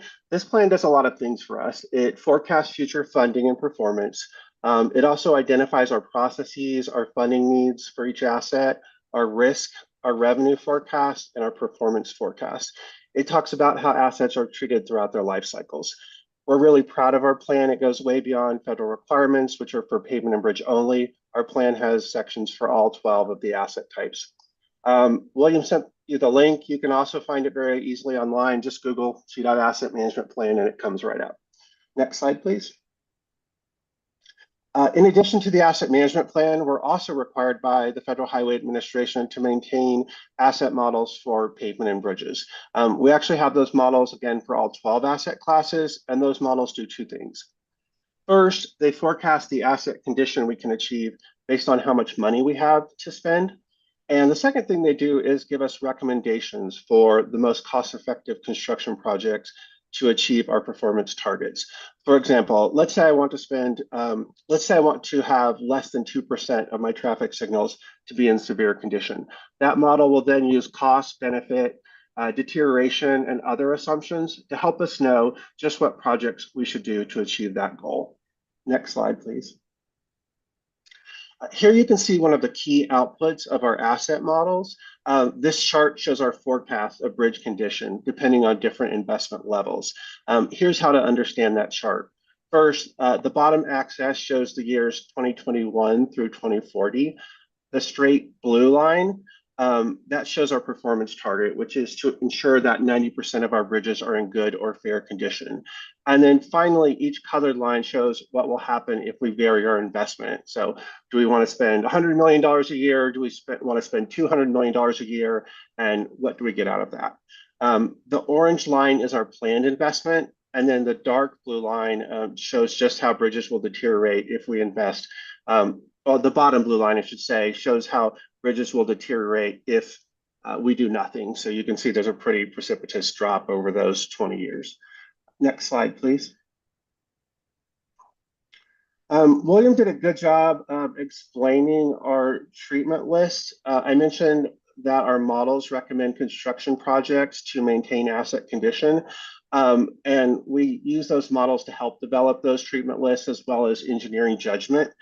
So again, our pavement asset class, our culverts asset class, all of these produce these treatment lists to show what they're planning in terms of replacements, rehabs, and preventative treatments. Those are approved by CDOT's executives. 2 of those executives need to sign off on those treatments each year. Next slide, please. Gary, you had a question? Yeah, on the pavement treatments, I know there was some talk when we adopted the drivability life models. It was weighted for traffic volumes, and a lot of the lower traffic rural roads stopped seeing regular chip seals and things like that that would have extended the life of those assets. There was talk that they were looking at possibly changing some of those things to try to get more treatments back out onto the rural roads that are low volume that had seen a major drop in those preventative treatments. has that been adjusted somewhat to allow more funding to go to some of the rural roads that don't see other projects, some for over 20 years or more? I can feel that a little bit, Toby. Without digging too far into the details on your example, Gary, I understand your question. Chip seals is not necessarily a treatment option that is within our model. They focus on not necessarily things like reconstructions or major rehab. There are smaller treatment options that we typically analyze through our model.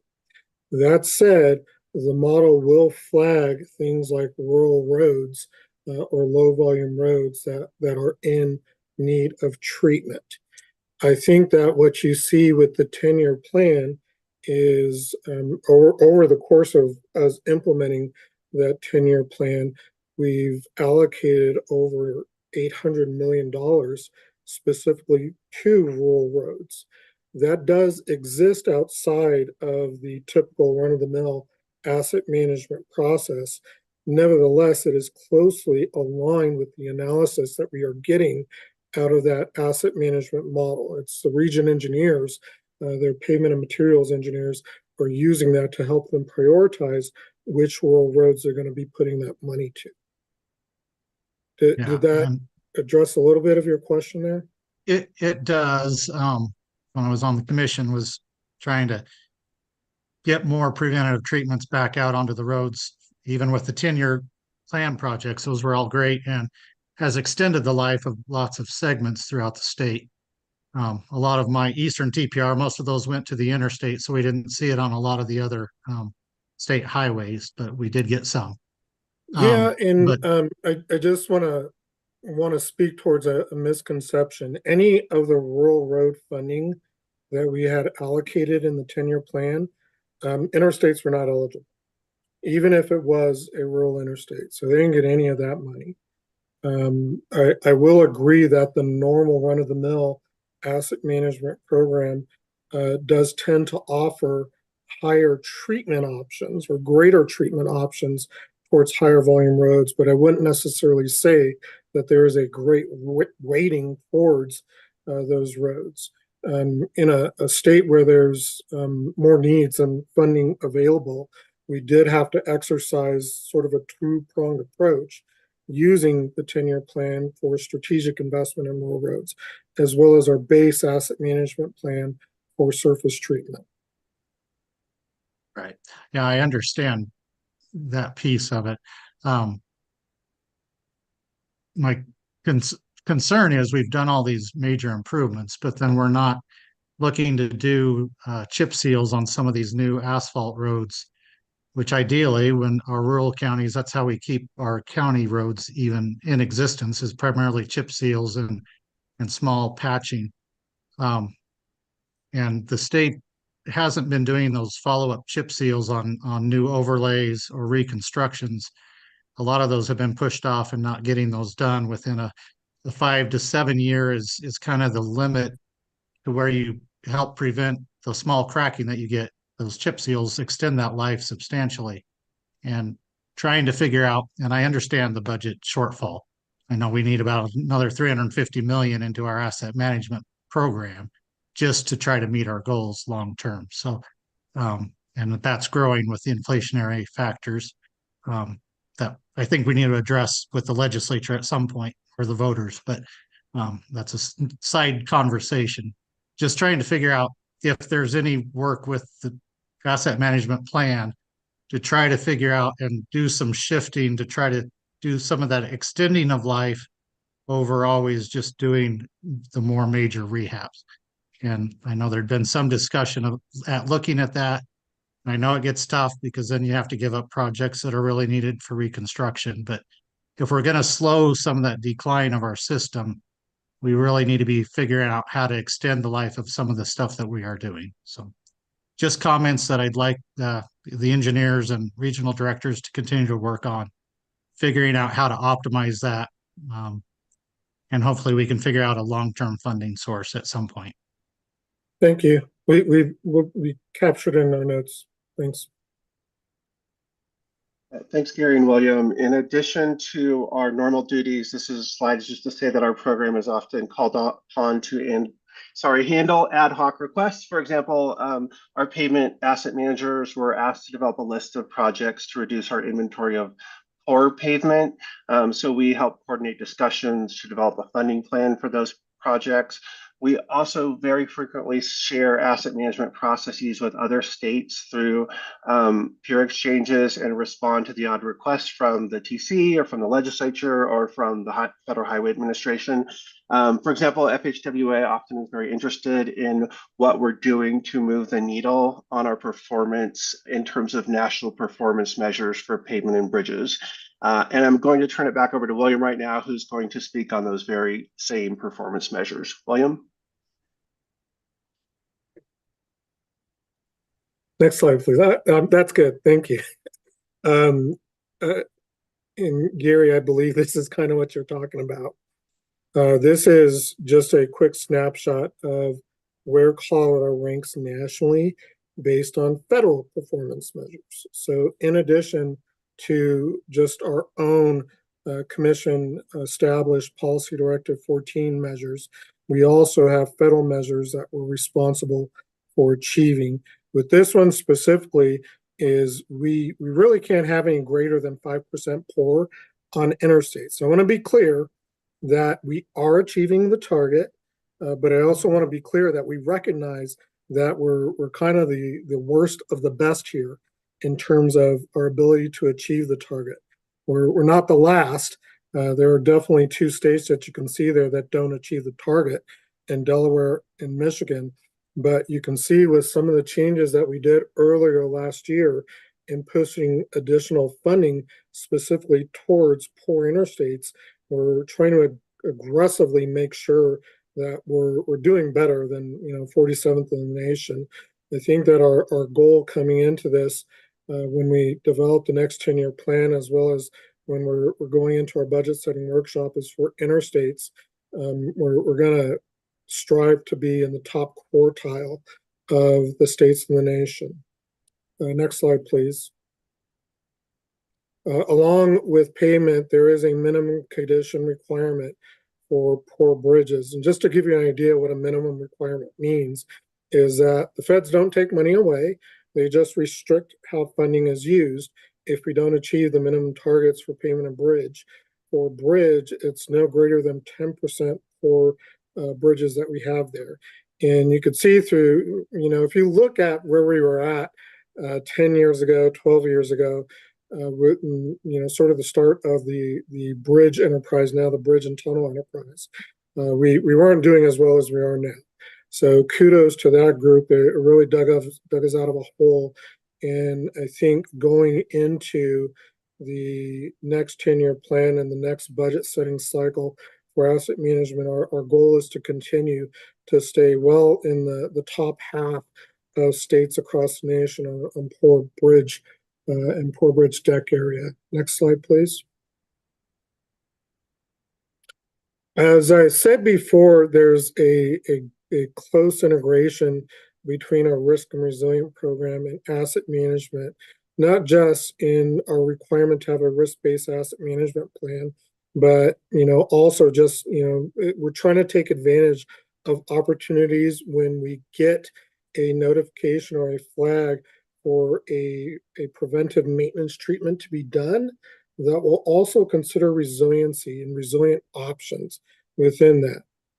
Here on the left, you'll be able to see those are the top threats that we prioritize under our risk and resilience program: flood, post-fire debris flow, geohazards, fire, and snow, including blizzards and avalanche.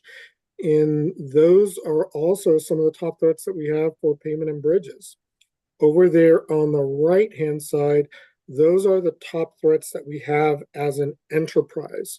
So the things that you have on the left, those are mostly natural events, but you'll find some human caused events that are over on the right in terms of funding uncertainty and cost escalation that we have there. I mentioned that, what inflation is one of those things that we recognize as a threat to our ability to deliver our construction program there. Next slide, please. I think that wraps up our presentation. I'll open it, Chair, for any questions. John? Thanks, Vince, and thanks, guys, for the presentation. It was great. The question I have, and this is a question, might sound a little more like a statement, but it truly is coming as a question. And I think maybe the first part you guys can help me with, and maybe the second part is more of a Herman question.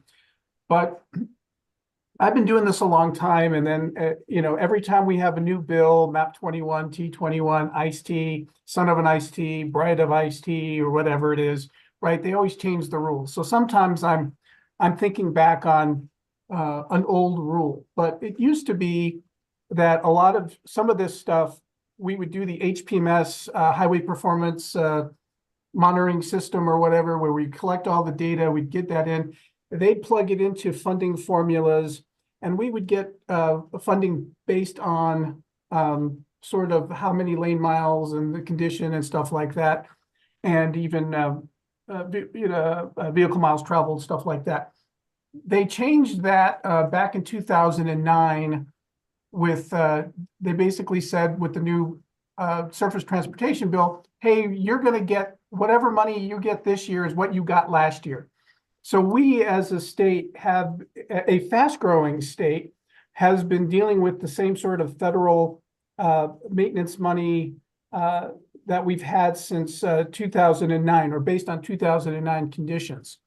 So the question is, are we finding that we are seeing a less of a percentage of federal funding being available for these sorts of projects? Or is it holding constant? And if we find that the federal portion is declining, which means we have to make up the difference with our state funds, have we considered addressing this overall federal inequity of distribution? And that's probably more of a Herman question, but there was a question in there somewhere. So if you guys want to take a shot at the funding, that'd be. I think Jeff wants to start shooting basketball shots. Yeah, is Jeff on? I'd say I'd say go for it, Jeff. Yeah, so you're right, John. Going back to at least MAP 21, the subsequent transportation authorizations for many of the federal formula programs started referencing prior bill levels rather than updating the data elements in the underlying funding formulas. What that has meant is not necessarily that we've gotten less money, because you have to remember that each transportation authorization bill has grown, has increased funding levels. I would say in general, we've probably seen an increase of 2% or so annually until the IIJA, where we saw a bigger jump up. So the amount of funding has grown, not necessarily always at the level needed to keep up with inflation, but it's growing. But it is true that that Colorado's proportional share relative to other states has remained static, despite the fact that some of the factors like population, VMT, et cetera, that used to drive the distribution, we've seen growth in.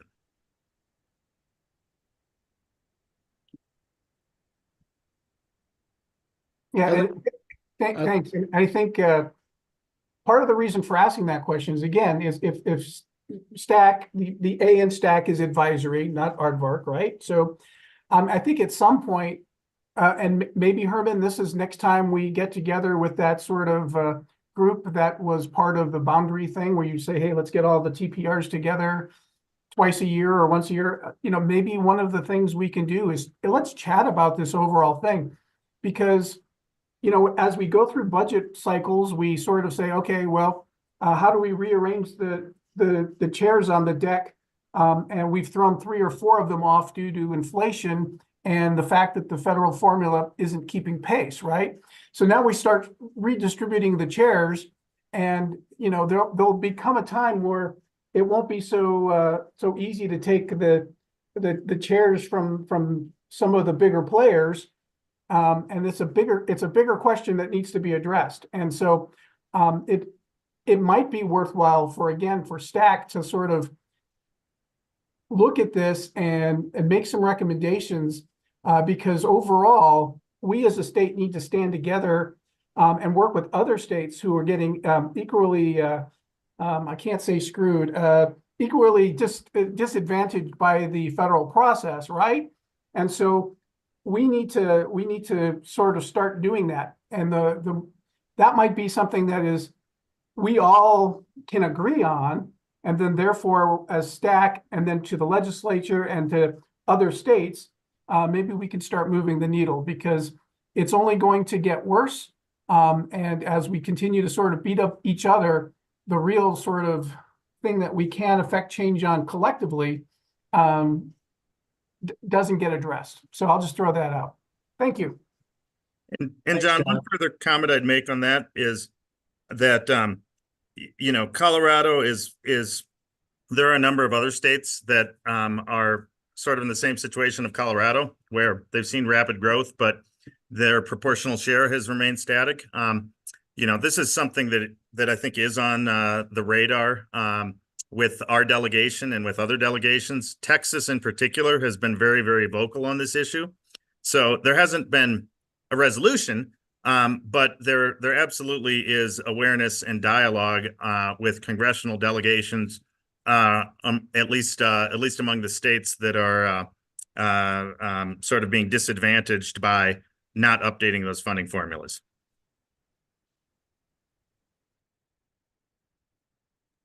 Yeah, and I'll just chime in along with Texas. It's been Colorado, Texas, and South Carolina. During IIJA, we worked well together unsuccessfully to try to get Congress to acknowledge that inequity, and we're still trying to do it. John? Oh, yeah. Thumbs up. Ron? Thank you. Good morning. Really appreciate this presentation and the information. I think it's a testament to CDOT's work and focus on asset management. I'm a little confused by some of the funding and the total investments in asset management. And you kind of touched on this, how the table on slide 9 doesn't necessarily capture all of the investments in sort of asset management. I wonder if there is a way for CDOT to sort of, for the asset classes, to somehow capture and inform us about sort of the total investment levels by asset management category, just so we have a fuller picture of what's being invested in. You know, and then the other point I might make is I just observed in looking at the performance measures and the targets and the funding levels that a number of the asset classes that aren't meeting the performance targets are also showing sort of flat or declining funding levels over the next 4 years or so. And I recognize the fact that, you know, certain you have to do some relative importance rating of some asset classes. But as an example, geohazards was highlighted as one of the key risk areas. It's an area that's not meeting the performance targets, and it's an area that's kind of projected to have flat funding levels and funding investments, which with inflation and increased costs is actually a decline in total investment levels. So just curious about sort of the thought process around that and how to reconcile those issues. Yeah, it's interesting that you brought up geohazards. It's one of the programs specifically where our Transportation Commission has pushed additional funding to that asset class for this fiscal year. The other one is our culverts program. And Toby, what was it? $65 million was pushed. Yeah. Yes. For using federal redistribution. Which is huge. It's like 8 times their annual budget, right? Yeah. And that's to address a lot of the backlog we have, but also, Ron, to specifically address a lot of the threat that we have in our system comes from culverts that have collapsed or that are experiencing overtopping because it's just not the right geometric design for that area. So our commission recognizes that, and as revenue becomes available, and as priorities shift, we do try to make that conscious decision to invest in asset management, as well as asset management at the confluence of resilience. When it comes to the table, we actually do have another table that more or less trues up what the budgets are, Ron. And I think what we'll do is we'll work on figuring out an appropriate place to put that, either through our website or attached to when we come back and do the PD14 report card. Here's what the true more or less budget has been for those asset classes. We'll regroup and talk about how best to do that. Okay, Jeff. Yeah, and I think I just reiterate, I think William hit on this, but to Ron's point, it's important that we recognize that funding table is not how much money are we spending on culverts or how much money are we spending on pavement. It is how much money is going into these particular funding programs. We fund asset management projects in using other funding sources that are not reflected in that table. And so to that point, we, just in the last year and a half, we've put 65 million in additional funds to culverts. That's not reflected here because it's not going into that formal asset management culvert program. We put, I think, about 50 million in additional supplemental funding towards pavement that's not reflected in that surface treatment figure. Probably most notably over the last several years in the course of the 10-year plan, we've put several hundred million, I think almost 500 million into rural pavement that's not reflected. So it's important that we kind of recognize that this is our formal asset management program, and that those funding levels are for the asset management programs that go through a particular project selection process. But it's not inclusive of all the dollars that might end up going to pavement or culverts or bridges, et cetera. And I think what we've been trying to do over the last several years is to put more dollars towards asset management, but through other programs. So that's just the comment I wanted to share there. And just last, Ron, I think if you reference our asset management plan, page 69 of the PDF or 55 of the document, the whole financial plan section is a great section on asset management because it's the thing that really ties in performance management, our revenue sources, how we expend funds, our treatment options, and how we're trying to achieve our targets given all of those related factors. It tells a great story, but that slide specifically on 69 of the PDF or 55 of the document really aligns our revenue sources to the goal areas that we're trying to achieve, not just in asset management, but across all federal goal areas, which by coincidence or not coincidence aligns with CDOT's own Policy Directive 14 objective categories. Other questions or comments?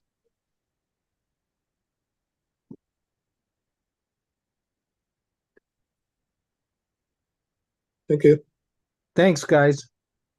So our next item on the agenda is Colorado Freight Plan. And I would like to turn it over to Craig Hurst, the Freight Mobility and Safety Manager within DTD, and Erica Denny, the Freight Planner. Good morning, and thank you for letting us present on the Colorado Freight Plan. We've been working on putting together a Colorado Freight Plan since, I guess the process started in late 2022.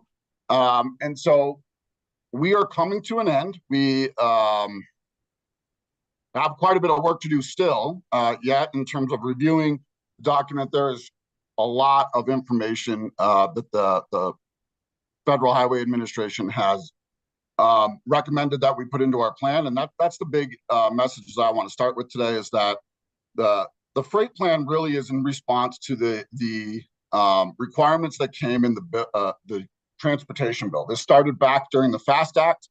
It was then updated during the BIL process when that was passed, I think 2 years ago now.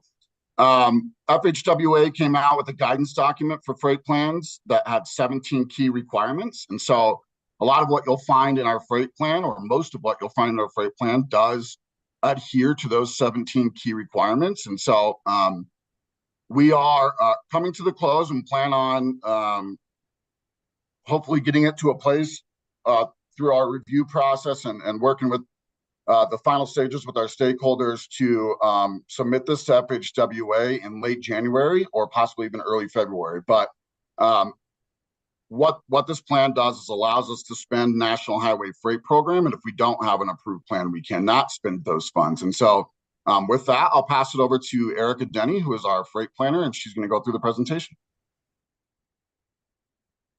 Good morning, everyone. As Craig said, my name is Erica Denny. I am the freight planner within the Freight Mobility and Safety Branch, sitting on Craig's team. So as he said, we've been working on this for a couple of years, but the big push has been primarily since about April of 2023. So we're excited to be kind of on the last few legs of trying to clean things up to have something that we can submit. Craig did a good job of just overview of, look, this comes from a federal bill for the infrastructure, IIJA, and is something that we're having to somewhat cater towards what the feds are looking for in those 17 different key items. So just for clarification, and I'm glad that Marissa went a little bit earlier this morning, this is not technically part of the 10-year plan. Of course, we're doing synergies with the rest of CDOT because we all have to march in the same general direction. We all have to work together.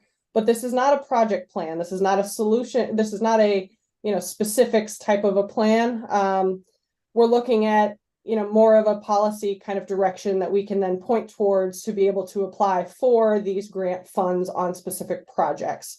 We're looking at roughly $20-ish million a year is allotted within this program. So it's not something that's going to necessarily pay for an entire project. We tag team with other grants to be able to help with different infrastructure projects. So I just wanted to kind of clarify that, and that this is more of kind of an umbrella policy look so that we can then drive in deeper through the 4 years of the implementation of this plan to be able to produce projects. So we do try and align, as I said, within goals of both our freight branch, CDOT and the WIGs, as well as PD14, which the big focus areas are safety, asset management, and mobility, as well as the 17 different key items that the federal FHWA does require. We look at this from a very data-driven type assessment. We have a lot of data that we've pulled from various different sources, from both national as well as state, to try and get as much of a clear picture as we possibly can and listen to stakeholders as they requested different things need to be included. So based on what stakeholders push for us, we go find that type of data to be able to essentially paint the picture more clearly for the Fed to help push along what we're trying to do. So next slide, please.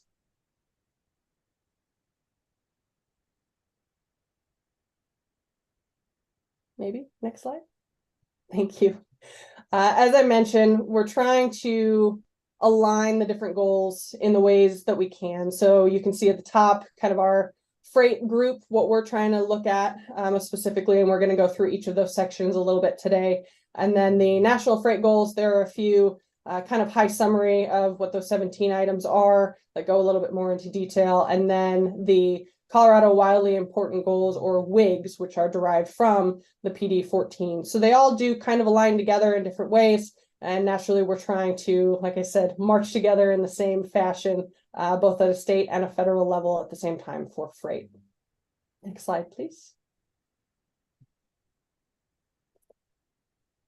Of course, we've had outreach, having done this since about April. We've been trying to push as much as we can. We've had meetings with MPOs, TPRs, with industry. We've been out to different events to get in front of the public. We've had surveys both handouts as well as online in English and in Spanish, trying to, with a limited amount of time, get in front of as many people as we can.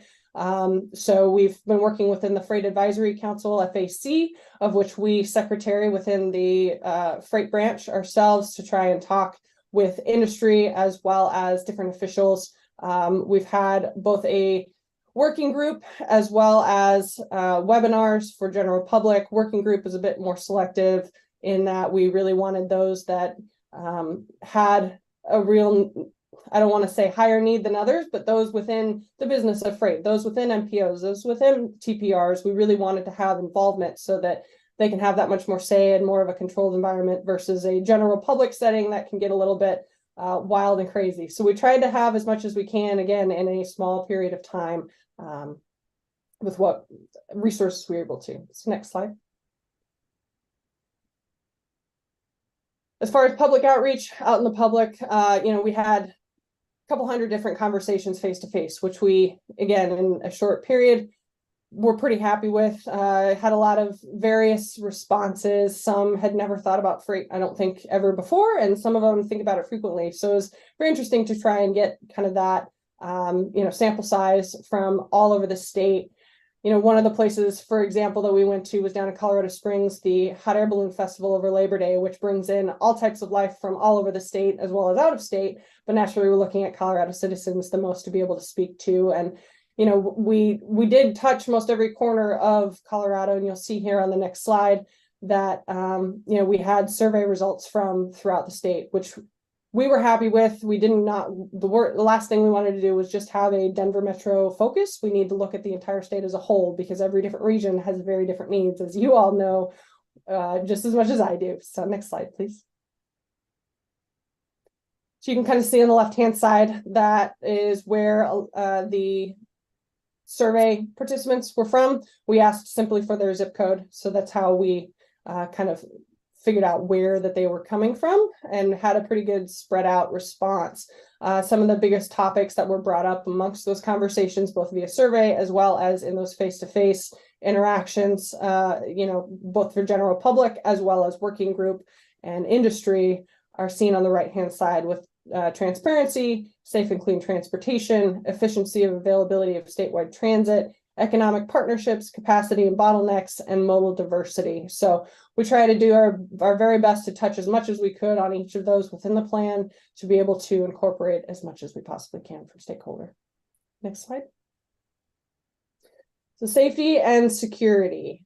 As I said, we pull a lot of information via data based on, conversations that we have from stakeholders, as well as just some of the goals from the branch, from CDOT, and from the Fed. And these four are just a few examples of that data that we were collecting. So you can see the crash hotspots. So commercial motor vehicle crash indicator, and where it might be heavier than others within the state, and why we need, obviously try and focus on that. Safety is the number one prerogative of any industry, anybody. It doesn't really matter. Everybody wants to get home safely to their family every night. So how do we try and focus on that? Safety operations, support infrastructure. Examples of what are on that particular map are things like chain stations, runaway truck ramps, port of entries, pull-offs, weigh-in motions, etc. So different things that are utilized by freight, mostly commercial motor vehicles. Truck parking priorities. We plan on implementing our next phase of truck parking study through this whole process, and trying to look to see where might be availability for these drivers to be able to pull over and take their break, or have a safe haven to go to. It's not something that only the state of Colorado struggles with. It is a national issue of truck parking. So how do we try and help resolve the issue where we have our problemed areas? And then at grade crossing incidences, remember, this is not only just trucking for freight. Granted, we have a little bit more say so and control on helping the infrastructure for state highways and interstates within CDOT, but we also work with, as much as we can, the rail industry, as well as air freight and pipeline as well. So next slide. So safety strategies, just kind of high level examples of what we're looking at. Truck parking, for instance, we want to try and look at it from a perspective of how do we get creative, and how do we resolve some of the issues of the shortages of truck parking, but in a way that's best for long term. So an example of what we've been able to do in the last few years is teaming up with the town of Bennett and Love's, in that the Love's truck parking facility was expanding their parking by 40 spaces, to which we went and said, hey, why only 40? Why not 100? To which the response was, the bridge to get on and off the interstate just can't withhold that much more truck traffic. So then we look at it as, well, if we come and fix that, then will you expand it even more? And they said, absolutely, we'll do 100 spots. So that to us is a huge win. The challenge we have is that, we can put in rest areas, but we can't really supply food. We can't have showers. We can't have those basic necessities that a lot of these guys traveling across country really want to be able to have access to. So to be able to have a public-private partnership type opportunity where we can is a phenomenal type of a win, and we'll continue to look for those creative strategies where we can. Another example of safety is the Mountain Rules program. If you have not heard about that, please go to our website. We'll have that at the end of this slideshow, and look up these Mountain Rules videos. It's a campaign for safety to try and help educate drivers coming through our state who may not have the most experience. Maybe they've never been here, maybe it's only been a few times, or maybe they've been here the whole life, but you can always still learn. So we go into kind of a high level of how to drive through the mountain corridor of I-70, as well as obviously any other mountain pass. Naturally, we look a little bit more at I-70 because that's where most of the truck traffic is going through, and that's what people can relate to. So we've got 4 different videos so far. We go into things like, summer hot break weather and runaway truck ramps, how to utilize that safely and when to utilize that. We talk about winter driving, chaining up, chaining down, where to look for chain stations, etc. And those that are kind of the stars of the show, we have a CDL truck driver who's been here in Colorado for 30 plus years, who's phenomenal. And then we also bring in Chief of State Patrol Colonel Packard to also kind of reinforce, look, we're here for your safety. We don't want to pull over and cite you. We want you to get home safely, just like everybody else. So we try and make that connection to those driving through the state. Next slide, please. Mobility. Naturally, mobility is something that's critical for both our economy, for the environment, for our own mental sanity sometimes, right? So we're looking at things such as bottlenecks, as you can see on the left-hand side. Where are those bottlenecks for especially truck traffic, and what are the options to try and help alleviate that, and what can we kind of try and do for creative solutions, and to try and reduce the cost of congestion. So through our research, we found that $20.7 million are lost every single day within the freight industry of Colorado due to congestion. And on this kind of infographic, you can see that food and agriculture are the ones that take the biggest hit. That hits every single one of us who shop at a grocery store and eat every single day right in our pockets. So how do we try and help reduce that to make it as mobile and fluid as we possibly can for freight to be able to get from A to B? Next slide. Some of the strategies for mobility, kind of examples of, we're planning to look into chain station management. How do we try and utilize those, for lack of better words, assets that we have up in the mountain corridor to give the drivers the availability and safe area to chain up and to chain down, and how to set it up the most efficiently.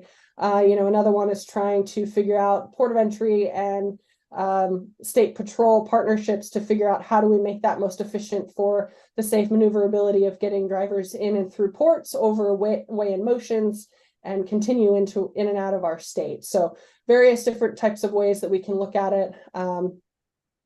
And we're excited for some of the lists that we're hoping to try and work with people on within this section. Next slide, please. Maintenance is the next one. For those that may not know, within our freight branch, we do have the oversized overweight permitting team. So every truck that comes in, that's an oversized, they have to call in, and to use our state highways and interstates, they must apply for a permit within our group. So it gives us a great opportunity to have a lot of data at the tip of our fingers of where are these oversized trucks going, where are they being routed, where can they be pivoted, what's it doing to the condition of the roadway due to their excessive weight. So we're able to look at things like we do below, looking at the vertical clearance and where might be some chokeholds within that sector. Naturally, this can go across all sorts of segments of goals, such as the environmental aspect. If we can fix one bridge and cut down on 50 miles out of route for a truck that's unfortunately running 4 miles to the gallon at best, that's a huge win from all kinds of standpoints, right? So some of the things that we're kind of looking at. Next slide, please. Maintenance strategies. One of the wins that we've had recently and we continue to look at is the Timber Bridge retrofit program. So what that is looking at every single region. We've looked at, what bridges, the timber bridges could use a little bit of help in that we can reinforce them with a steel beam that allows for these oversized, overweight trucks to start utilizing them, cutting down on their miles, cutting down, making it more efficient, as well as extending the livability of the bridge. So we've had great success in all regions on this, and hope to find more that we can do this for, because that's a win for everybody if we can keep bridges stronger, longer, without having to completely replace them. So that's kind of a win. Next slide, please. Economic vitality. If you look at the numbers on the left-hand side there, if you really look at it, we have quite a bit coming into the state and way less going out. We are much more of a consumer market, and that's something that the freight industry knows good and well. But we also have quite a bit that moves within the state of Colorado. So with 81.3 million tons coming in, with only 43 going out, but 115.8 million annually staying within the state of Colorado, making us pretty sustainable amongst ourselves, which is pretty cool. And on the right-hand side, you can see the biggest utilization for day-to-day truck traffic. I-70 is big, I-25 is big, and what we found very interesting, I don't want to say new, but something that we haven't necessarily seen on a chart like this before, is I-76. So you can see that's being heavily utilized coming down from I-80, trying to come into the Denver metro and various other points. So next slide. So economic vitality type strategies. We've got different things that we're looking at. One of them, for instance, is Colorado Delivers. That's something that we're kind of, in a way, trying to loosely brand for ourselves. Within the freight branch, we utilized it after the last plan from 2019 as a way to try and implement and start up a workforce development program to try and get more CDL drivers in seats. I think everybody probably knows at this point, we've got a truck driver shortage. We've got a CDL just in general, not only for an over-the-road truck driver, but also just to get drivers within the seats for plow trucks. It's something that's across the board been a challenge. So we try to work as a public-private partnership to get that up and running. We've since handed it over to Adams County, who's been running with it, and we get involved when they need. But we hope to continue efforts such as that with the Colorado Delivers campaign, and try and help educate both general public as well as the freight world, et cetera, in ways that we can around freight planning. The other, another piece is, just trying to have more multimodal coordination. So on the right-hand side, you can see, we've got much of a intermodal freight port of sorts out near DIA, where you've got rail lines coming in. You've got some new rail infrastructure being put in by the Class 1 rail. We've got, obviously, DIA is a monster for all things freight, passenger, et cetera, and then the interstates that go right around it. So how do we best utilize that to use multimode to be as efficient as possible as a state? Next slide.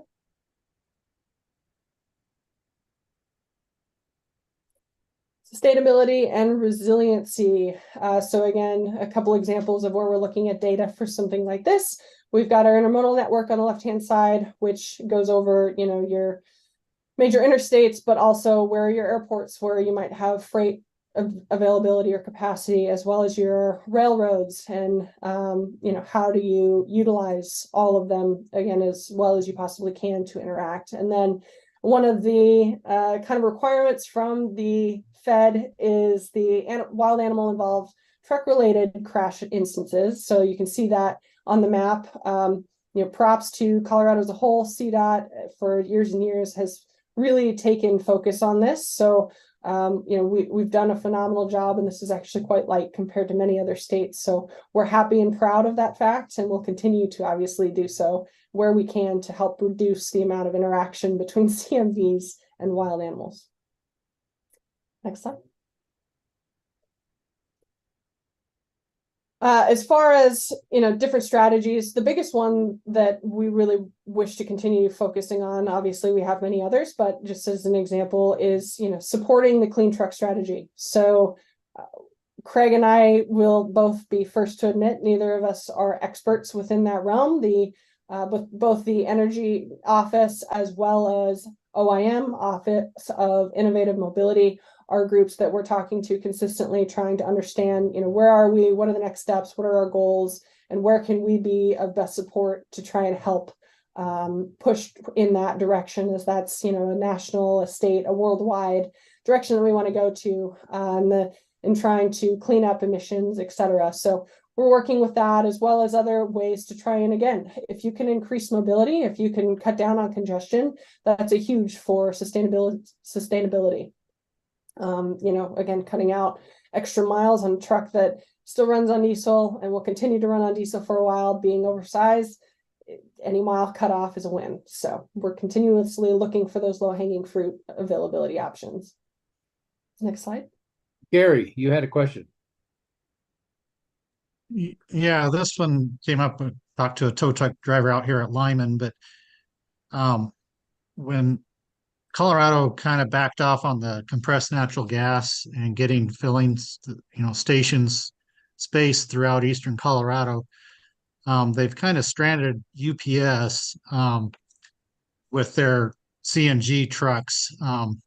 They end up having several a week that they have been having to tow from the Lyman area because they run out of CNG to get to Denver, where they can refill. Has there been any talk about trying to fill any gaps on the CNG network until we get other alternative modes? Because it sounded like it's around $3,000 for every truck that can't make it to their next fueling station to get towed. So just wondered if that had come up anywhere, or if there was any consideration from the Energy Office to try to fill a few of those gaps on the CNG network. Thank you for that question, Gary.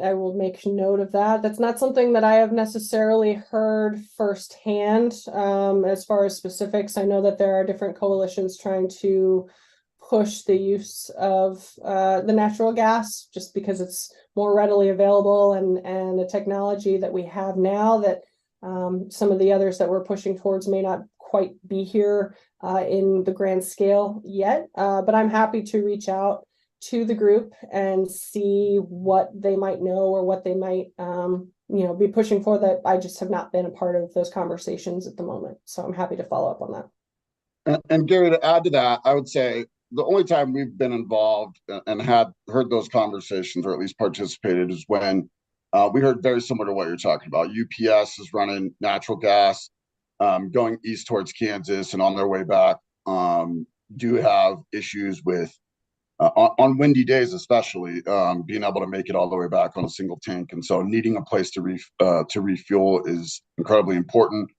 to keep their efficiency going. And so we helped connect the UPS with some of the local folks out east, but just basically through the Freight Advisory Council and the folks that participate with that. So we didn't do much. We just kind of had the platform there and helped them try to make connections to see if they can't develop something like that on that route.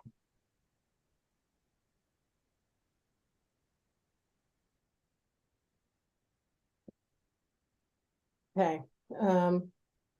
So as we touched on at the very beginning, this is all towards NHFP, National Highway Freight Program. That's the grant that we're going towards for these dollars within the federal government.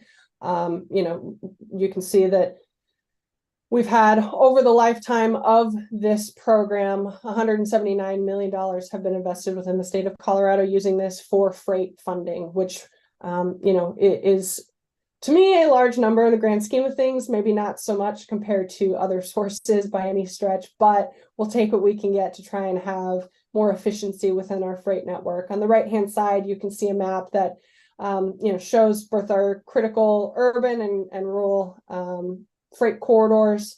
We only get a certain number of miles within each that we can fund within any period of time. So naturally, we have to try and be as selective as we can if things are a bit longer and in stretches. But we've done as good a job as we can thus far, and hope to continue to improve to be able to utilize the money where we can, what's most efficient. So next slide, please.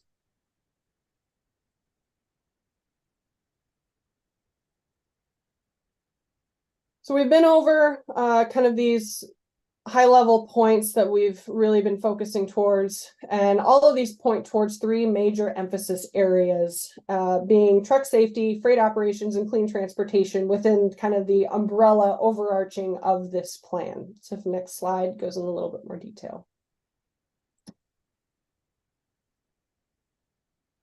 So you have, truck safety. Obviously, like I said, we want everybody to get home. Doesn't matter if you're in the cab of a truck, your passenger car, or on a train, doesn't matter. We want everybody to be safely getting home to their families. So how do we do that? How do we look at, high crash areas and help improve and reduce those numbers? How do we give more space for these vehicles to be able to navigate through our roadways where possible? Freight operations, how do we make it as efficient as we can? How do we implement technologies to try and help guys? For instance, a weigh in motion is much more efficient when we can utilize that and keep a guy moving versus having to pull over every single time for a weigh station opportunity. We're looking at ways to try and help communicate to guys within the cab of their truck, and maybe one day notify them when there's a hazard up ahead, to be able to give them the notification to slow down now instead of coming up on maybe a crash or something much closer. So looking at different ways to try and help communicate and be efficient as possible. And then the clean transportation, right? Naturally, the big buzzword is ZEV and all of that, and we'll get there. And it's a very exciting new kind of groundbreaking shift, but where can we find things that we can try and fix today? How do we reduce the bottlenecks? How do we cut down on miles traveled, for a particular trip that maybe it's just a bridge that needs repair, to be able to help being more efficient? So how do we look at ways that we can, resolve today within the next 4 years of this plan before we have to do this all again? So just looking at different things, these are the big ones that we're trying to focus on. Naturally, there's a lot within each of the buckets that we can try and pull from to try and apply for these funding dollars. Next slide, please.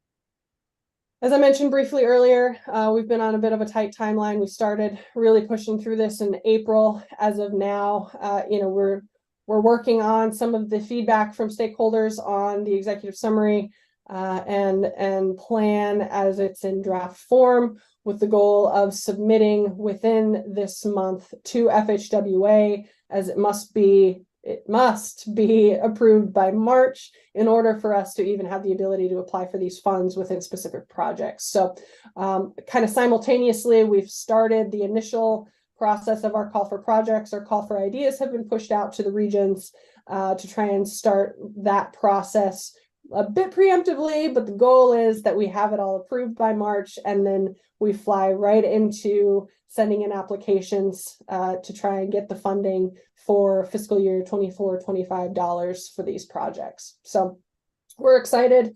It's been a whirlwind. It's been a lot to try and get in, but we're feeling pretty confident. We're pretty proud of what we've been able to put together, and hope to continue to build upon it and make it even better, each and every time. So next slide, I believe that should be it. There's our website down at the bottom. Once I'm finished yapping, I'm happy to put my email into the chat so that you can reach out if you have any additional questions. But for right now, if there's any questions, happy to answer. Any questions? Gary. Yeah, just a quick one. How did you incorporate any data from other states, especially Texas, with their ports to plains, future interstate designation with that, and New Mexico, which will tie that new I-27 into I-25 at Raton currently. Colorado has the other ports to plains designation from Texas up through Lyman and then ending in Denver, which then also has the spur of I-7 or Highway 71 north up to Nebraska to I-80, which for Colorado would give some major interconnection from I-76 to I-70, and then could get to Colorado Springs and on south without having to go through the Front Range. Was any of that data really looked at or presented in this plan on trying to shift commodity flows at all out of congested, highly impacted areas for air quality? Gary, I would say that's all part of the national data. The data that Texas uses to generate their freight plan, and I've worked actually in co-chairing the WSDOT freight planning group with the freight planning manager out of Texas, and so we work often together and talk about their different points of origin, whether that's a border crossing, whether that's the Houston port, whether that's out of warehousing in the Dallas Fort Worth metropolitan area. A lot of that that pertains to Colorado or our neighbors north of us does move north on the Ports to Plains corridor. And we do incorporate all of that data. That data is not only incorporated through our TransSearch data that we're utilizing, but also the federal data set that's called FAF5. The TransSearch data looks at point of origin, point of destination, and it's not perfect, but it designates routes through each county and how the economic impacts of those commodities, and it's looking at commodity flow. So being able to move commodities east of major interstate corridors like Highway 71, there's a lot of other key factors that are considered. That's been studied in the past. The reality is there's not enough resources, if you will, fueling and parking and everything else on routes that usually are on highways or more rural highways opposed to interstates where a lot of that type of development occurs.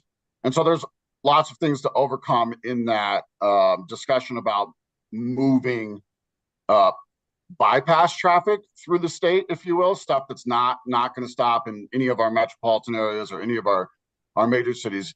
There's a lot of infrastructure and other pieces to that conversation that must be considered in order to do that. So I do think it's something that's constantly being studied. It's not just coming from headquarters, but I think our regions are focused on that as well.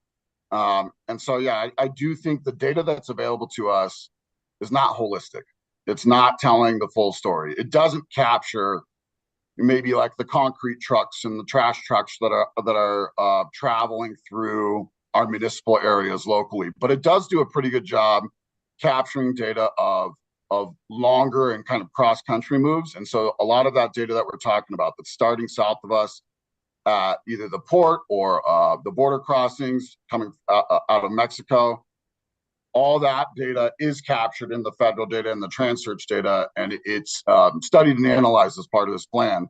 But I would be the first to admit that data sources from the trucking industry are very segmented. And so I would say at times, maybe they're covering 30% of the trucking industry, and you're having to do some statistical analysis to try to come up with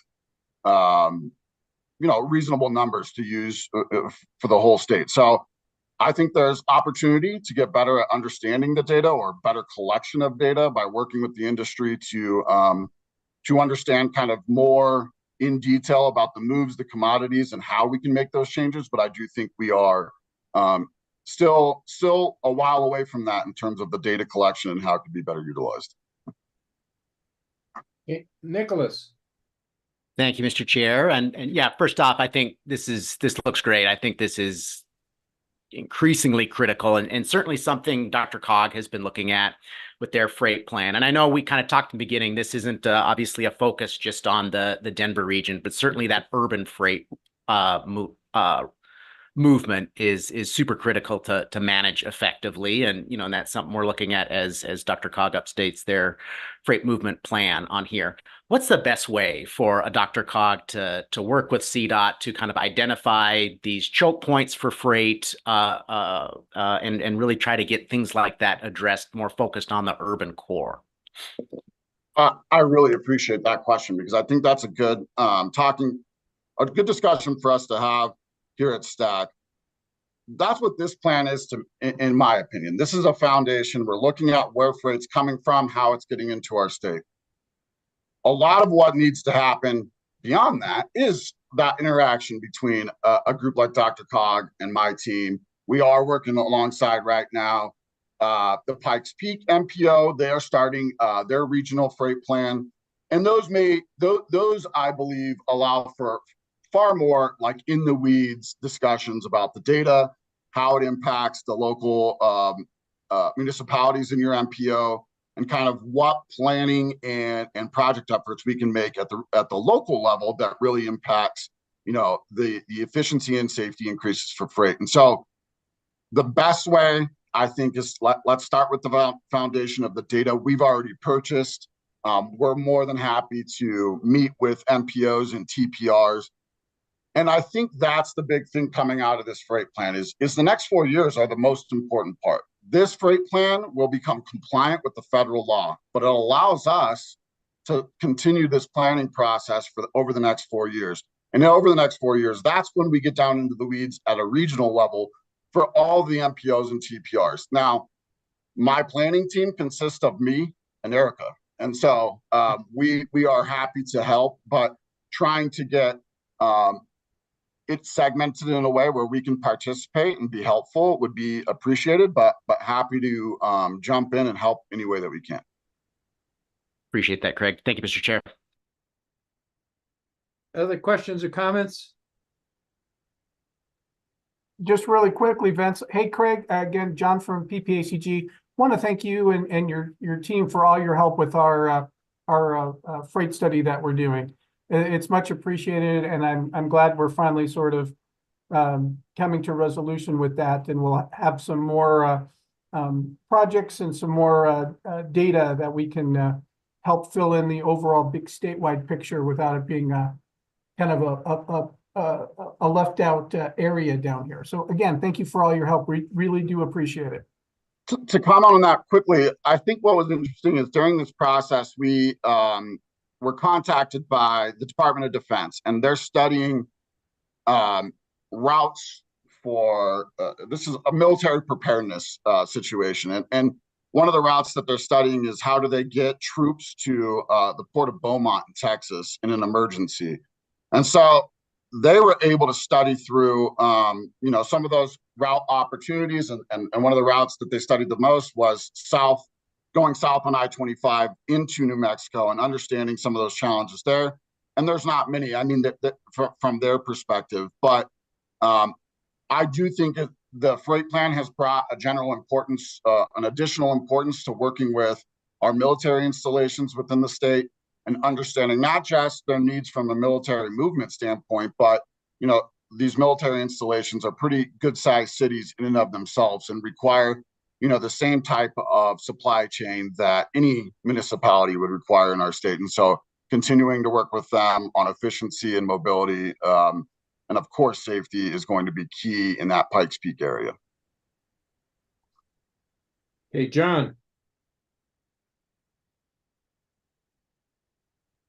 Sorry, Vince, I was giving the thumbs up because, again, Craig's spot on. And Craig, when we were working with all those Department of Defense folks, they were very glowing of your assistance. So again, thank you to you and all of CDOT for helping out. Okay, moving along, we have a Region 2 project update. All right, thank you, Vince. You're Shane welcome. Ferguson, Region 2 Transportation Director. I'll give the update. So we'll go ahead and get to the next slide. Oh, there we go. So we're going to talk about a few projects. We're going to talk about the MAMSIP project, US 285 and 9 in Fairplay, a project we're planning to advertise this spring at Airport and Powers. another project in Pueblo at I-25 and US 50 interchange, a design build that's ongoing throughout the region, a bridge replacement near Walsenburg, and then we'll touch upon the train derailment that happened back in October near Pueblo, and then finish off with the wildlife mitigation efforts that we're pursuing both in around Colorado Springs as well as close to Trinidad. So next slide, please. So the MAMSIP project is the Military Access Mobility and Safety Improvements Project. This project is really in collaboration with El Paso County.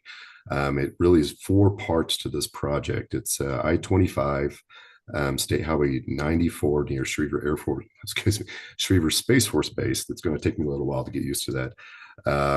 Charter Oaks Ranch Road near Fort Carson, as well as South Academy, which as well as near Fort Carson. South Academy and Charter Oaks are both an El Paso County project, and the I-25 and State Highway 94 administered by CDOT. Next slide, please. So we really started the first construction project on State Highway 94 back in the fall of 21. That was the first effort. That project was really a 2-part effort where we did some passing lanes and then followed up in the following year with a jug handle as well as some intersection improvements. Charter Oaks Ranch Road as well started back in 22 and is completed, as well as 94. The State Highway, or I'm sorry, the I-25 project is currently underway, and the South Academy project with El Paso County is also currently underway. This project was delivered by CMGC. We received about an $18.1 million build grant, a federal build grant for this project, and then with additional funding from the Senate Bill 267 and Bridge Enterprise, et cetera. We've increased this project and PPRTA as well.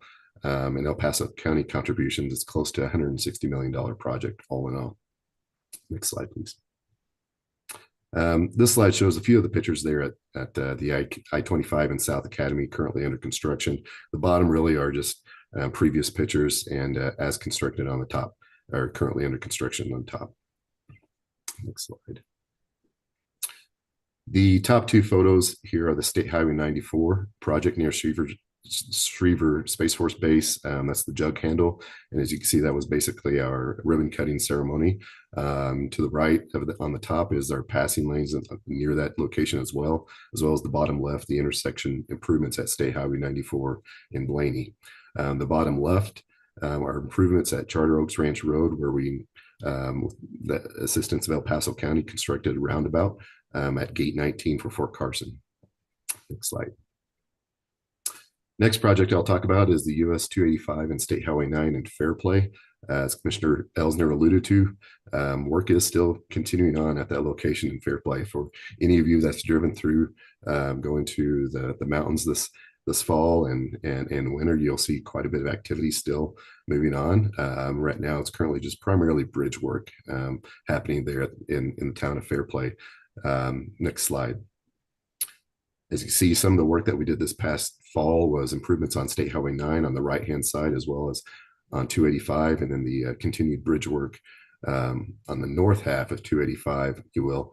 Just the bridge located just south of the intersection of 9 and 285 is being replaced.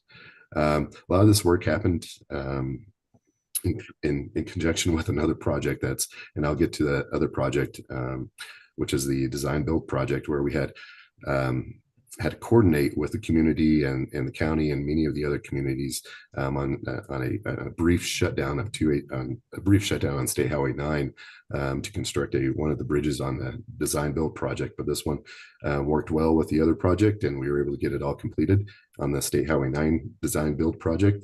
This one in Fairplay is expected to be completed, I believe, towards the end of 2024. So a lot of activity expected this spring and summer in Fairplay. Next slide. Next project I'll talk about is a project we're going to advertise this spring in Colorado Springs. It's the State Highway 21 or Powers Boulevard and Airport Road interchange improvement project. Next slide, if you will. So this location for this project is essentially the west entrance to Peterson Space Force Base. This project is expected to be advertised late January, early February. We're still working through some clearance issues that we need to work through. We're expecting the project to be around 150 to $155 million. A lot of the work on this project will actually be built offline. We're saying about 90% of the project itself will be built offline and not really impact the traveling public. Next slide, if you will. The final configuration really shifts the interchange to the north from the existing location of the intersection. That allows us to build the ramps as well as the tie-ins really offline and hopefully provide for a smoother construction phasing on this project. Next slide. Next project I'll talk about is on I-25 and US 50 in Pueblo. This project is expected to go to advertisement, I'd say late spring, early summer. The scope of this work is reconstructing the interchange as well as replacing bridges over the railroad, UP Railroad, I believe, I-25 and Fountain River. In addition to that, we're realigning US 50 to accommodate a little bit more, a better interaction or intersection with the I-25. Next slide. And in this slide, you can see just the overlay of the existing, of the proposed interchange over the existing. One of the challenges that we really have at this location is really involved with freight and truck movements. Currently, the bridge structure is fairly low, and we've had a number of strikes on that structure. And so this is one of the improvements to this location will be assisting with obviously clearances as well as mobility and volumes of traffic through this location. Next slide. The next project I'll talk about is the Region 2 Bridge Bundle. It's a design build project we started back in 22, replacing 17 bridges within the region. We've worked well in collaboration with a lot of the communities, both in the Southeast TPR and Central Front Range. A lot of time where we've had to shut down some of these highways just to get in and get out. But it's been a great cooperation with the community members and the local officials in those areas just to accommodate just a quick turnaround in replacing some of these structures. Some of them replaced within a week. Currently, we have 3 remaining structures on US 350 to be replaced. That'll be completed. We're showing contract completion in October 2024, but in reality, we expect to have this pretty well buttoned up this spring, early summer. Next slide. A couple of the photos of the project where we provided shoe flies and did not have to close down the highways, but in some locations. Next slide. Another project we'll talk about just real briefly is on I-25 near Walsenburg. We're replacing the southbound structure of I-25. Of that structure, it goes over a UP BNS Railroad as well as Colorado 10 and US 160. This bridge replacement, the southbound bridge replacement project is close to close to $25 million just for this bridge alone. We did do some improvements on the northbound side as well. Just deck rehab to accommodate the traffic phasing and vehicle traffic while we construct the southbound direction. We do need to, and we are continuing to start working on the northbound bridge in design. We expect to have that under design here this spring and summer. That bridge as well is considered in poor condition and needs to be replaced as well. Next slide. So one of the major activities that happened this past fall within Region 2 was the BNSF train derailment. It happened October 15th on a Sunday afternoon. BNSF, CDOT, Pueblo County, CSP, Pueblo PD, a number of agencies really responded and collaborated and worked together to work on what to do and how to get this cleaned up and resolved and get traffic back open. Both northbound and southbound I-25 was closed down at that point. If you go to the next slide, I'll continue to talk. So you can see this is the majority of the train debris and coal debris was on the northbound side, some on the southbound side as well. damage both to the northbound as well as the southbound side. That great collaboration and cooperation between CDOT, BNSF, Martin Marietta, one of the contractors, we were able to open the southbound direction close to about 70 hours, 3 days from the time that the derailment happened. And then the northbound direction the following day, so about 4 days for the northbound direction. Continue to work through some of the damage that had happened this spring. The guardrail and some of the erosion, the side slopes and erosion control measures are being replaced this spring. But as far as the bridge itself, the bridge from BNSF was placed on December 18th, and the first train ran across that structure on December 21st. Next slide. Some more of the pictures were showing the debris and the activity that we had. So you can see on the left, very similar to the very previous picture. The one on the right is, I believe that is early Wednesday morning. The bridge being pulled off of the structure and pulled off the interstate. And then the bottom is during the paving operations for the northbound side. Next slide. Last project I'll talk about briefly is the continued wildlife mitigation efforts. We received a grant, about $1.25 million, to mitigate both on State Highway 115, about 4 miles of fencing to be installed, as well as a study on I-25 and Raton Pass. Next slide. The fencing is currently being installed. We expect that to be completed here this spring. On State Highway 115, it's about 4 miles, and the study is continuing on the Raton Pass with phase 1, which is mile marker 1 through 11, to be completed this spring, and then phase 2, which is mile marker 11 through 14, to be completed next year. Mitigation planning report to be completed this spring and summer as well, but amended once we have that phase 2 completed. So with that, I believe that is the last slide for the Region 2 update. We have many other projects going on throughout the region, obviously, but I want to just highlight and touch upon a few of the projects that are currently underway. Commissioner Williams, yes. Yes, I just wanted to let everybody know that we do have the best region in the state. Thank you, Shane and team, for all that you do. We truly appreciate it. Thank you, Commissioner.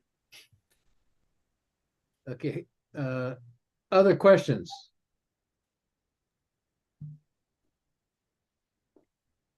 Okay, Ron. Thank you, Vince. Shane, great presentation. Appreciate all the work you're doing down there. I was interested in the Powers Boulevard Airport Road interchange project. We've got a number of new interchanges sort of being planned and going through the PD 1601 process with CDOT now. I'd be interested in getting some information from you either now or later about some of the TDM strategies you're doing in association with that new interchange. Absolutely. I can get you some of that information. Thank you. Mm-hmm.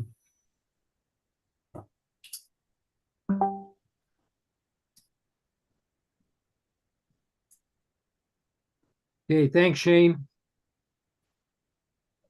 Okay, next item, 2024 STAC work plan. Darius. Thank you, Chair. Aaron, if you could bring up the STAC work plan. We are kind of close to finalizing it. I think this is going to be a living document, but to give STAC members an idea of the topics that are going to be discussed throughout the year. This was something that the DTD and especially the Multimodal Planning Division, or excuse me, branch developed last year. It worked out pretty well. And wanted to give kind of a preview of what we expect to happen with the caveat that things can change a little bit. One of the items that we have reserved is a lot of time for various discussions on the statewide plan. As we know, that's going to be a big topic this year. So there are reserved topics, reserved time throughout the entire year to discuss that. One of the items that might be coming up is, our overview of the rules, taking a look at revision to Policy Directive 14, which most likely will be in the next couple of months. In February, we're taking a look at some of our in addition to what I had said, like overview of the multimodal options fund, especially for new members, since TPRs do select a lot of those projects, update to the winter maintenance, how that's going, and a little bit more on the House Bill 23-1101 studies and findings. Additionally, wanted to point out that there are 2 in-person meetings scheduled, May and October. However, it is up to this board if you would like to have additional ones, depending on the topic level. We're happy to accommodate that as well. But hopefully we're able to cover all sorts of informational items that may be of interest to the advisory committee, as well as potential action items. And I do want to note that the unless there's any changes between now and then, that the vote for the new chair and vice chair will occur in October for a new 2-year term as well. So next steps, we're going to add our branding and sort of formatting a little bit, and then we'll have this available on the STAC website for reference going forward. And as I said, this is a living document, so we expect that there will be changes throughout the year, but hopefully this gives a good roadmap of what we can expect until 2025. So I guess I'm open for any questions and to see if there's anything else that members of the advisory committee would like to see brought forth, or if there's any other suggestions to the proposed work plan. Questions or suggestions?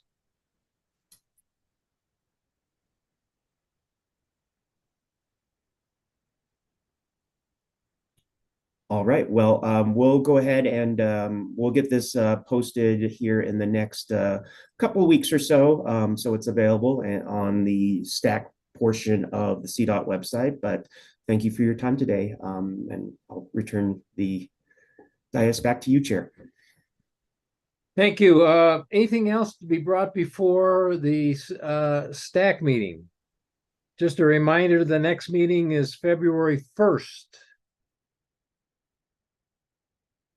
Comments, questions? Okay, then we'll consider ourselves adjourned. Thanks, everybody.